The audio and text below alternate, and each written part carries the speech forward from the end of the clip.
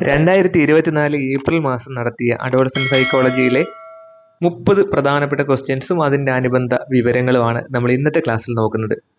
First question: ഒരു teacher കുട്ടികളിൽ പ്രശ്നപരിഹരണ ശേഷി വളർത്തിയെടുക്കാൻ ആഗ്രഹിക്കുന്നു. താഴെ പറയുന്നവയിൽ ഏതാണ് അതിന് സഹായകമാകുന്നത്? ക്വസ്റ്റ്യൻ മനസ്സിലായല്ലോ. കുട്ടികൾക്ക് ക്ലാസ് ടെസ്റ്റുകൾ നൽകുക, കുട്ടികൾക്ക് ഇമ്പോസിഷൻ നൽകുക, കുട്ടികളെ ചോദ്യങ്ങൾ ചോദിക്കാൻ പ്രോത്സാഹിപ്പിക്കുക, കുട്ടികളെ അധ്യാപനത്തിൽ ശ്രദ്ധിക്കാൻ പ്രേരിപ്പിക്കുക. 4 ഓപ്ഷൻ ഉണ്ട്. ഓപ്ഷൻ കാണുമ്പോൾ തന്നെ നമുക്ക് നമ്മുടെ ഉത്തരം കിട്ടുന്നതാണ്. ഓപ്ഷൻ സി ആണ് ഇവിടെ ഉത്തരം എന്ന് പറയുന്നത്, അല്ലെ? കുട്ടികളെ ചോദ്യങ്ങൾ ചോദിക്കാൻ പ്രോത്സാഹിപ്പിക്കുക. നമുക്കറിയാവുന്ന ഒരു കാര്യം തന്നെയാണ്. ഒരു ടീച്ചർ കുട്ടികളിൽ പ്രശ്നപരിഹരണ ശേഷി വളർത്തിയെടുക്കാൻ ആഗ്രഹിക്കുന്നെങ്കിൽ അതിനേറ്റവും സഹായകമാകുന്ന ഒരു കാര്യമാണ് ഏതെന്ന് പറയുന്നത്, ചോദ്യങ്ങൾ ചോദിക്കാൻ കുട്ടികളെ പ്രോത്സാഹിപ്പിക്കുക എന്നുള്ള, അല്ലെ? ക്ലാസ് ടെസ്റ്റുകൾ നൽകുക, ഇമ്പോസിഷൻ നൽകുക എന്ന് പറയുന്നതൊന്നും എന്തല്ല, പ്രശ്നപരിഹരണ ശേഷി വളർത്തിയെടുക്കാൻ സഹായിക്കുന്ന കാരണങ്ങളല്ല, അല്ലെ? കുട്ടികളെ അധ്യാപനത്തിൽ ശ്രദ്ധിക്കാൻ പ്രേരിപ്പിക്കുക എന്നൊക്കെ ഉള്ളത് അത് ഒരു കോമൺ ആയിട്ടുള്ള ടീച്ചറുടെ ഉത്തരവാദിത്തമാണ്. രണ്ടാമത്തെ ക്വസ്റ്റ്യൻ: താഴെ പറയുന്നവ ഒരു ക്ലാസ് റൂമിലെ ചില കുട്ടികളുടെ പ്രത്യേകതകളാണ്. അവയിൽ ആരെയാണ് നിങ്ങൾ ഡിസഡ്വാൻറ്റേജ്ഡ് ലേണർ, ദുർബലരായ പഠിതാക്കളായിട്ട് കണക്കാക്കുന്നത്? വിദ്യാഭ്യാസപരമായിട്ട് മുൻപന്തിയിലുള്ളവര്, പഠനത്തിനെ തടസ്സപ്പെടുത്തുന്ന സാമൂഹിക സാമ്പത്തിക വെല്ലുവിളികൾ നേരിടുന്നവർ, വൈവിധ്യമാർന്ന പഠനശൈലിയുള്ളവർ, ഉന്നത കുടുംബത്തിലുള്ളവർ. ഓപ്ഷൻ കാണുമ്പോൾ തന്നെ നമുക്ക് ഉത്തരം അറിയാം. ഏതാണ്? ഓപ്ഷൻ ബി ആണ് ഉത്തരം. പഠനത്തിനെ തടസ്സപ്പെടുത്തുന്ന സാമൂഹിക സാമ്പത്തിക വെല്ലുവിളികൾ നേരിടുന്നവരെയാണ് എന്തെന്ന് പറയുന്നത്, ഒരു ദുർബലരായ പഠിതാക്കൾ അല്ലെങ്കിൽ ഡിസഡ്വാൻറ്റേജ്ഡ് ലേണർ എന്ന് നമുക്ക് പറയാൻ പറ്റും, അല്ലെ? വിദ്യാഭ്യാസത്തോട് മുൻപന്തിയിലുള്ളവർ ഡിസഡ്വാൻറ്റേജ്ഡ് ലേണർ അല്ല. അതുപോലെ തന്നെ വൈവിധ്യമാർന്ന പഠനശൈലിയിലുള്ളവരോ ഉന്നത കുടുംബത്തിലുള്ളവരൊന്നും അല്ല എന്തല്ല, ദുർബലരായ പഠിതാക്കൾ അല്ല എന്ന് മനസ്സിലായി. മൂന്നാമത്തെ ക്വസ്റ്റ്യൻ ആണ്: എക്സെപ്ഷണൽ, അസാധാരണരായ കുട്ടികൾ എന്ന വിഭാഗത്തിൽ പെടാത്ത കുട്ടികളെ തിരിച്ചറിയുക. അപ്പോൾ ക്വസ്റ്റ്യൻ നമ്മൾ ശ്രദ്ധിച്ച് വേണം നമ്മൾ ആൻസറിലേക്ക് പോകാൻ. ഇവിടെ പെടുന്നതും പെടാത്തതൊക്കെ ഓപ്ഷന് വരും. അപ്പോൾ പെടാത്ത കുട്ടികളെയാണ് തിരിച്ചറിയുക എന്നാണ് ചോദിച്ചിരിക്കുന്നത്. എക്സെപ്ഷണൽ കുട്ടികൾ അല്ലെങ്കിൽ അസാധാരണമായിട്ടുള്ള കുട്ടികൾ. ഓപ്ഷൻ എ പ്രതിഭാധനരായ കുട്ടികൾ, ഓപ്ഷൻ ബി മന്ദപഠിതാക്കൾ, സ്ലോ ലേണേഴ്സ്, അതുപോലെ പൊണ്ണത്തടിയുള്ള കുട്ടികൾ, മാനസിക വിമന്ധരായ കുട്ടികൾ, മെന്റലി ചലഞ്ചഡ് ചിൽഡ്രൻ. അപ്പൊ ഇവിടുത്തെ ഉത്തരം എന്ന് പറയുന്നത് പൊണ്ണത്തടിയുള്ള കുട്ടികളാണ്, അല്ലെ? അപ്പൊ എക്സെപ്ഷണൽ ചിൽഡ്രൻസിനകത്ത് വരാത്തതാണ് ഇതെന്ന് പറയുന്നത് ചിൽഡ്രൻ വിത്ത് ഒബിസിറ്റി, അല്ലെ? പൊണ്ണത്തടിയുള്ള കുട്ടികൾ എന്ന് പറയുന്നത്. ബാക്കി 3 എന്താണ്? അസാധാരണ വിഭാഗത്തിൽപ്പെടുന്ന കുട്ടികളാണ്. ഇപ്പൊ നമുക്ക് ഈ എക്സെപ്ഷണൽ ചിൽഡ്രൻസിനെ പ്രധാനമായിട്ട് 2 ഗ്രൂപ്പായിട്ട് തിരിക്കാൻ പറ്റും. ഒന്ന് ചിൽഡ്രൻ വിത്ത് ഡിസബിലിറ്റീസും ഉണ്ട്, ഗിഫ്റ്റഡ് ആൻഡ് ടാലന്റഡ് ചിൽഡ്രൻസ്. അങ്ങനെ 2 വിഭാഗത്തിലായിട്ട് നമുക്ക് എക്സെപ്ഷണൽ ചിൽഡ്രൻസിന്, അസാധാരണ കുട്ടികളെ നമുക്ക് 2 ഗ്രൂപ്പായിട്ട് തിരിക്കാം. ഒന്നാമത് നമ്മൾ പറഞ്ഞു ചിൽഡ്രൻ വിത്ത് ഡിസബിലിറ്റീസ്, അതായത് ഡിസബിലിറ്റീസ് ആയിട്ടുള്ള ചിൽഡ്രനെയാണ് നമ്മൾ ഒന്നാമത്തെ ഗ്രൂപ്പിൽ പെടുത്തുന്നത്. അതിനകത്ത് വരുന്നതാണ് ഇന്റലക്ച്വൽ ഡിസബിലിറ്റീസ് ഉള്ള കുട്ടികളുണ്ട്, അതുപോലെ സ്പെസിഫിക് ലേണിംഗ് ഡിസബിലിറ്റീസ് ഉണ്ട്. അതായത് ഇപ്പം റീഡിങ്, റൈറ്റിംഗ് എക്സെട്ര അതൊക്കെ വരുന്നതാണ് സ്പെസിഫിക് ലേണിംഗ് ഡിസബിലിറ്റീസ് ഉള്ള കുട്ടികൾ. അതുപോലെ സ്പീച്ച് അല്ലെങ്കിൽ ലാംഗ്വേജ് ഇമ്പയർമെന്റ്സ് എന്ന് പറയും, വിഷ്വൽ ഇമ്പയർമെന്റ്സ് ഉണ്ട്, ഹിയറിംഗ് ഇമ്പയർമെന്റ്സ് ഉണ്ട്, ഇല്ല അങ്ങനെ ഇമോഷണൽ ഡിസ്റ്റർബൻസ് ഉള്ള കുട്ടികളുണ്ട്. അപ്പൊ ഇവരെയൊക്കെ നമുക്ക് ഏത് വിഭാഗത്തിൽ ഉൾപ്പെടുത്താം? ചിൽഡ്രൻ വിത്ത് ഡിസബിലിറ്റീസ് എന്ന് പറയുന്ന വിഭാഗത്തിൽ ഉൾപ്പെടുത്താൻ പറ്റും. രണ്ടാമത്തെ ഗ്രൂപ്പാണ് ഗിഫ്റ്റഡ് ആൻഡ് ടാലന്റഡ് ചിൽഡ്രൻസ് എന്ന് പറയുന്നത്. അതിൽ വരുന്നതാണ് ഇന്റലക്ച്വലി ഗിഫ്റ്റഡ് ആയിട്ടുള്ള കുട്ടികളുണ്ട്, അക്കാഡമിക്കലി ടാലന്റഡ് ആയിട്ടുള്ള കുട്ടികളുണ്ട്, ക്രിയേറ്റീവ് ചിൽഡ്രൻസ് ഉണ്ട്, ലീഡർഷിപ്പ് ടാലന്റഡ് ആയിട്ടുള്ള കുട്ടികളുണ്ട്. അപ്പൊ ഇവരെയൊക്കെയാണ് നമ്മൾ ഗിഫ്റ്റഡ് ആൻഡ് ടാലന്റഡ് ചിൽഡ്രൻസ് എന്ന് പറയുന്നത്. അപ്പൊ ഈ 2 ഗ്രൂപ്പ് ഇതിൽ വരുന്നതാണ് കോമൺ ആയിട്ട് എക്സെപ്ഷണൽ ചിൽഡ്രൻസിനകത്ത് വരുന്നതാണ്. അവിടെ കുട്ടികളുടെ ഫിസിക്കലി ഉള്ള കാര്യങ്ങൾ, ഇപ്പൊ നീളമുള്ള കുട്ടികൾ കാണാം, വണ്ണമുള്ള കുട്ടികൾ കാണാം, അതൊന്നും എന്തിനകത്ത് വരുന്നില്ല, എക്സെപ്ഷണൽ അസാധാരണമായ കുട്ടികൾ എന്ന വിഭാഗത്തിൽ പെടുന്നതല്ല. 4ാമത്തെ ക്വസ്റ്റ്യൻ: നീളമുള്ള ഒരു പാത്രത്തിലും പരന്ന ഒരു പാത്രത്തിലും ഒരേ അളവ് ഐസ്ക്രീം നിറച്ചതിന് ശേഷം 5 വയസ്സുള്ള ഒരു കുട്ടിയുടെ മുൻപിൽ വെച്ചാൽ അവൻ നീളമുള്ള പാത്രത്തിലെ ഐസ്ക്രീം തിരഞ്ഞെടുക്കുന്നു. പിയാഷയുടെ അഭിപ്രായത്തിൽ ഈ പ്രത്യേകതയെ വിളിക്കുന്നത് എന്താണ്? Option A animism, option B സ്വയം കേന്ദ്രീകൃത മനോഭാവം egocentrism, C centration, option D തിരിച്ച് ചിന്തിക്കുക റിവേഴ്സിബിലിറ്റി. ഇത് നമ്മൾ പ്രാഗ് മനോവ്യാപാര ഘട്ടം, അല്ലെ? പിയാഷയുടെ ഒരു സ്റ്റേജാണ് പ്രാഗ് മനോവ്യാപാര ഘട്ടം അല്ലെങ്കിൽ പ്രീ ഓപ്പറേഷണൽ സ്റ്റേജ് എന്ന് പറയുന്ന ആ ഒരു സ്റ്റേജിൽ 2 മുതൽ 7 വയസ്സ് വരെയുള്ള ആ ഒരു കാലഘട്ടത്തിലെ ആ സ്റ്റേജിൽ നമ്മൾ വ്യക്തമായിട്ട് പഠിച്ചിട്ടുണ്ട്. അതിൽ പറഞ്ഞിട്ടുള്ള ഒരു കാര്യമാണ്, പിയാഷെ പറഞ്ഞിട്ടുള്ള ഒരു കാര്യമാണ്, ഒരേ സമയത്ത് ഒന്നിലധികം കാര്യങ്ങളെ ഒന്നിച്ച് പരിഗണിക്കാൻ ബുദ്ധിമുട്ടുണ്ടാകുന്ന പ്രായമാണ് ഇതെന്ന് പറയുന്നത്.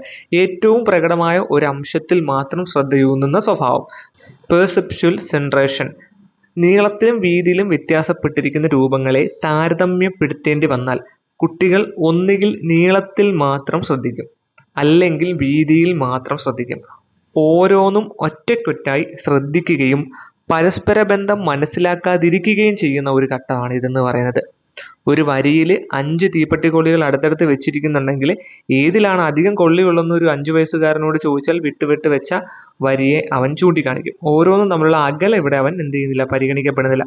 ഈ ഘട്ടത്തിന്റെ അവസാനം എത്തുമ്പോഴേക്കും ഇങ്ങനെ ഒരംശത്തിൽ മാത്രം ശ്രദ്ധ കേന്ദ്രീകരിക്കുന്ന ഒരു അവസ്ഥ കുറഞ്ഞു വന്ന് പല കാര്യങ്ങളിലും ഒരേ സമയം ശ്രദ്ധിക്കാൻ സാധിക്കുന്ന ഒരു കഴിവ്, ഡിസെൻട്രേഷൻ വളർന്നു വരുമെന്നാണ് അദ്ദേഹം പറയുന്നത്. ഇവിടുത്തെ ഉത്തരം എന്ന് പറയുന്നത് ഏതാണ്? ഓപ്ഷൻ സി ആണ്, സെൻട്രേഷൻ ആണ്. 5ാമത്തെ ക്വസ്റ്റ്യൻ, കാതറിൻ ബ്രിഡ്ജസിന്റെ അഭിപ്രായത്തിൽ നവജാത ശിശുക്കൾ ഒരേ ഒരു വികാരം മാത്രമേ പ്രകടിപ്പിക്കുകയുള്ളൂ. താഴെ പറയുന്നവയിൽ അവയേതാണെന്നാണ്. ഓപ്ഷൻ എ ഭയം, ഓപ്ഷൻ ബി ക്രോധം, ഓപ്ഷൻ സി വെറുപ്പ്, ഓപ്ഷൻ ഡി വിക്ഷോഭം. ഇവിടെ ഭയം അല്ലെങ്കിൽ ഫിയർ, ക്രോധം ആങ്കർ, വെറുപ്പ് ഡിസസ്റ്റ്, വിക്ഷോഭം എക്സൈറ്റ്മെന്റ്. എക്സൈറ്റ്മെന്റിന്റെ മറ്റൊരു മലയാളം പേരുകൂടിയുണ്ട്, സംദ്രാസം എന്നും പറയാറുണ്ട്. അപ്പൊ വിക്ഷോഭം അല്ലെങ്കിൽ സംദ്രാസം. ഇവിടുത്തെ ഉത്തരം നമുക്ക് അറിയാവുന്നതാണ്, ഓപ്ഷൻ ഡി ആണ് ഉത്തരം. വിക്ഷോഭം അല്ലെങ്കിൽ സംദ്രാസം അല്ലെങ്കിൽ എക്സൈറ്റ്മെന്റ് ആണ് ഇവിടുത്തെ ശരിയായിട്ടുള്ള ആൻസർ എന്ന് പറയുന്നത്. കാതറിൻ ബ്രിഡ്ജസിന്റെ ഇമോഷണൽ ഡെവലപ്മെന്റ് ആ ചാർട്ട് നമ്മൾ പഠിച്ചിട്ടുള്ളതാണ്. ജനിക്കുന്ന ഒരു കുട്ടികൾ 2 വയസ്സ് വരെയുള്ള കുട്ടികളിലാണ് അവർ മെയിനായിട്ടും പഠനം നടത്തിയിട്ടുള്ളത്. ഇമോഷണൽ ഡെവലപ്മെന്റിനെ കുറിച്ച് പഠനം നടത്തിയിട്ടുള്ള സൈക്കോളജിസ്റ്റ് ആണ് കാതറിൻ ബ്രിഡ്ജസ് എന്ന് പറഞ്ഞാൽ. അവർ ജനിക്കുന്ന കുട്ടികളിൽ കാണപ്പെടുന്ന ഒരേ ഒരു ഇമോഷണൽ ഡെവലപ്മെന്റ് എന്ന് പറയുന്നത് എന്താണ്? അത് എക്സൈറ്റ്മെന്റ് ആണ്, അല്ലെങ്കിൽ സംദ്രാസം അല്ലെങ്കിൽ വിക്ഷോഭം എന്ന് പറയുന്ന ഒരു ഇമോഷനാണ്. അത് ജനിക്കുന്ന കുട്ടികളിൽ അത് മാത്രമേ കാണുള്ളൂ. 3 വയസ്സാകുമ്പോൾ ഈ എക്സൈറ്റ്മെന്റിന്റെ കൂടെ 2 ഇമോഷൻസ് കൂടി ഡെവലപ്പ് ചെയ്യുന്നുണ്ട്. ഒന്ന് ഡിസ്ട്രെസ്സും ഒന്ന് ഡിലൈറ്റും ആണ്. ഡിസ്ട്രെസ് അല്ലെങ്കിൽ അസ്വാസ്ഥ്യം, ഡിലൈറ്റ് അല്ലെങ്കിൽ ഉല്ലാസം. ഈ 2 ഇമോഷൻസ് കൂടി 3ാം മാസത്തിൽ കുട്ടിക്ക് ഡെവലപ്പ് ചെയ്യുന്നുണ്ട്. 6ാം മാസം ആകുമ്പോൾ ആൾറെഡി ഈ 3 ഇമോഷൻസ്, ഡിസ്ട്രെസ്, എക്സൈറ്റ്മെന്റ്, ഡിലൈറ്റ്, ഈ 3 ഇമോഷൻസ് അവിടെയുണ്ട്. അതിനോടൊപ്പം തന്നെ ഫിയർ, ഭയം, ഡിസസ്റ്റ് അല്ലെങ്കിൽ വെറുപ്പ്, ആങ്കർ, കോപം, ഈ 3 കാര്യങ്ങൾ കൂടി എന്ത് ചെയ്യുന്നുണ്ട് കുട്ടിയിൽ 6ാം മാസത്തിലാണ് ഉടലെടുക്കുക എന്ന് നമ്മൾ മനസ്സിലാക്കണം. പിന്നീട് കുട്ടിക്ക് 1 വയസ്സാകുമ്പോൾ അല്ലെങ്കിൽ 12 മാസം ആകുമ്പം ഈ പറഞ്ഞ 3 ഡിസ്ട്രെസ്, എക്സൈറ്റ്മെന്റ്, ഡിലൈറ്റ് എന്നീ 3 ഇമോഷൻസിന്റെ കൂടെ തന്നെ ഫിയറും ഡിസസ്റ്റും ആങ്കറും അതിനോടൊപ്പം തന്നെ ഇലേഷൻ, അഫക്ഷൻ എന്ന് പറയുന്ന 2 ഇമോഷൻസ് കൂടി, പ്രഹർഷം അല്ലെങ്കിൽ പ്രിയം, പ്രഹർഷവും പ്രിയവും, ഈ 2 ഇമോഷൻസ് കൂടി കുട്ടിയിൽ 12ാം മാസത്തിൽ ഡെവലപ്പ് ചെയ്യുന്നുണ്ട്. പിന്നീട് 18ാം മാസം ആകുമ്പോൾ ഈ ഇത്രയും ഇമോഷൻസിന്റെ കൂടെയും പ്രധാനപ്പെട്ട ഒരു ഇമോഷനായ ജലസി അല്ലെങ്കിൽ അസൂയ, ഈർഷ്യ എന്നൊക്കെ പറയും, അസൂയ കൂടി എന്ത് ചെയ്യുന്നു 18ാം മാസത്തിൽ കുട്ടിയിൽ ഉടലെടുക്കുന്നു എന്നാണ് നമ്മുടെ ബ്രിഡ്ജസ്, കാതറിൻ ബ്രിഡ്ജസിന്റെ എന്ന് പറയുന്നത്. ജലസി അല്ലെങ്കിൽ അസൂയ 18ാം മാസത്തിലാണ് കുട്ടിയിൽ ഉടലെടുക്കുന്നത്. അതുപോലെ തന്നെ ഈ പ്രിയം, അഫെക്ഷൻ 2 രീതിയിലോട്ട് പോകുന്നുണ്ട്. അഫെക്ഷൻ ഫോർ അഡൾട്ട്സും അഫെക്ഷൻ ഫോർ ചിൽഡ്രനിലോട്ടും അഡൾട്ട്സിലോട്ടും എന്ത് ചെയ്യുന്നുണ്ട്, അവരുടെ അഫെക്ഷൻ മാറുന്നുണ്ടെന്നാണ്. ഈ ഒരു പ്രിയം മുതിർന്നവരിലോടും അതുപോലെ കുട്ടികളോടും ആയിട്ട് വേർതിരിയുന്നുണ്ട്. പിന്നീട് 24ാമത്തെ മാസം ആകുമ്പോൾ പ്രധാനമായിട്ട് ഉടലെടുക്കുന്ന ഒരു ഇമോഷൻ എന്ന് പറയുന്നത് ജോയ് ആണ്. അതും നമ്മൾ ചോദിച്ചിട്ടുള്ളതാണ്. കാതറിൻ ബ്രിഡ്ജസിന്റെ ഇമോഷണൽ ഡെവലപ്മെന്റ് ചാർട്ടുമായി ബന്ധപ്പെട്ടുകൊണ്ട് ഒരു കുട്ടിയിൽ 2 വയസ്സാകുന്ന ഒരു കുട്ടിയിൽ ഉണ്ടാകുന്ന പ്രധാനപ്പെട്ട ഇമോഷൻ ഏതാണെന്ന് വെച്ചാൽ അത് ജോയ് ആണ്, സന്തോഷമാണ്. ഓക്കെ, അപ്പോൾ ഇത്രയാണ് പ്രധാനമായിട്ടും. എക്സൈറ്റ്മെന്റ് എപ്പോഴാണ് ജനിക്കുന്ന കുട്ടിയിൽ ആദ്യം ഉണ്ടാകുന്ന ഒരു ഇമോഷൻ എന്ന് പറയുന്നത് എന്താണ്? അത് എക്സൈറ്റ്മെന്റ് ആണ് അല്ലെങ്കിൽ വിക്ഷോഭമാണ്.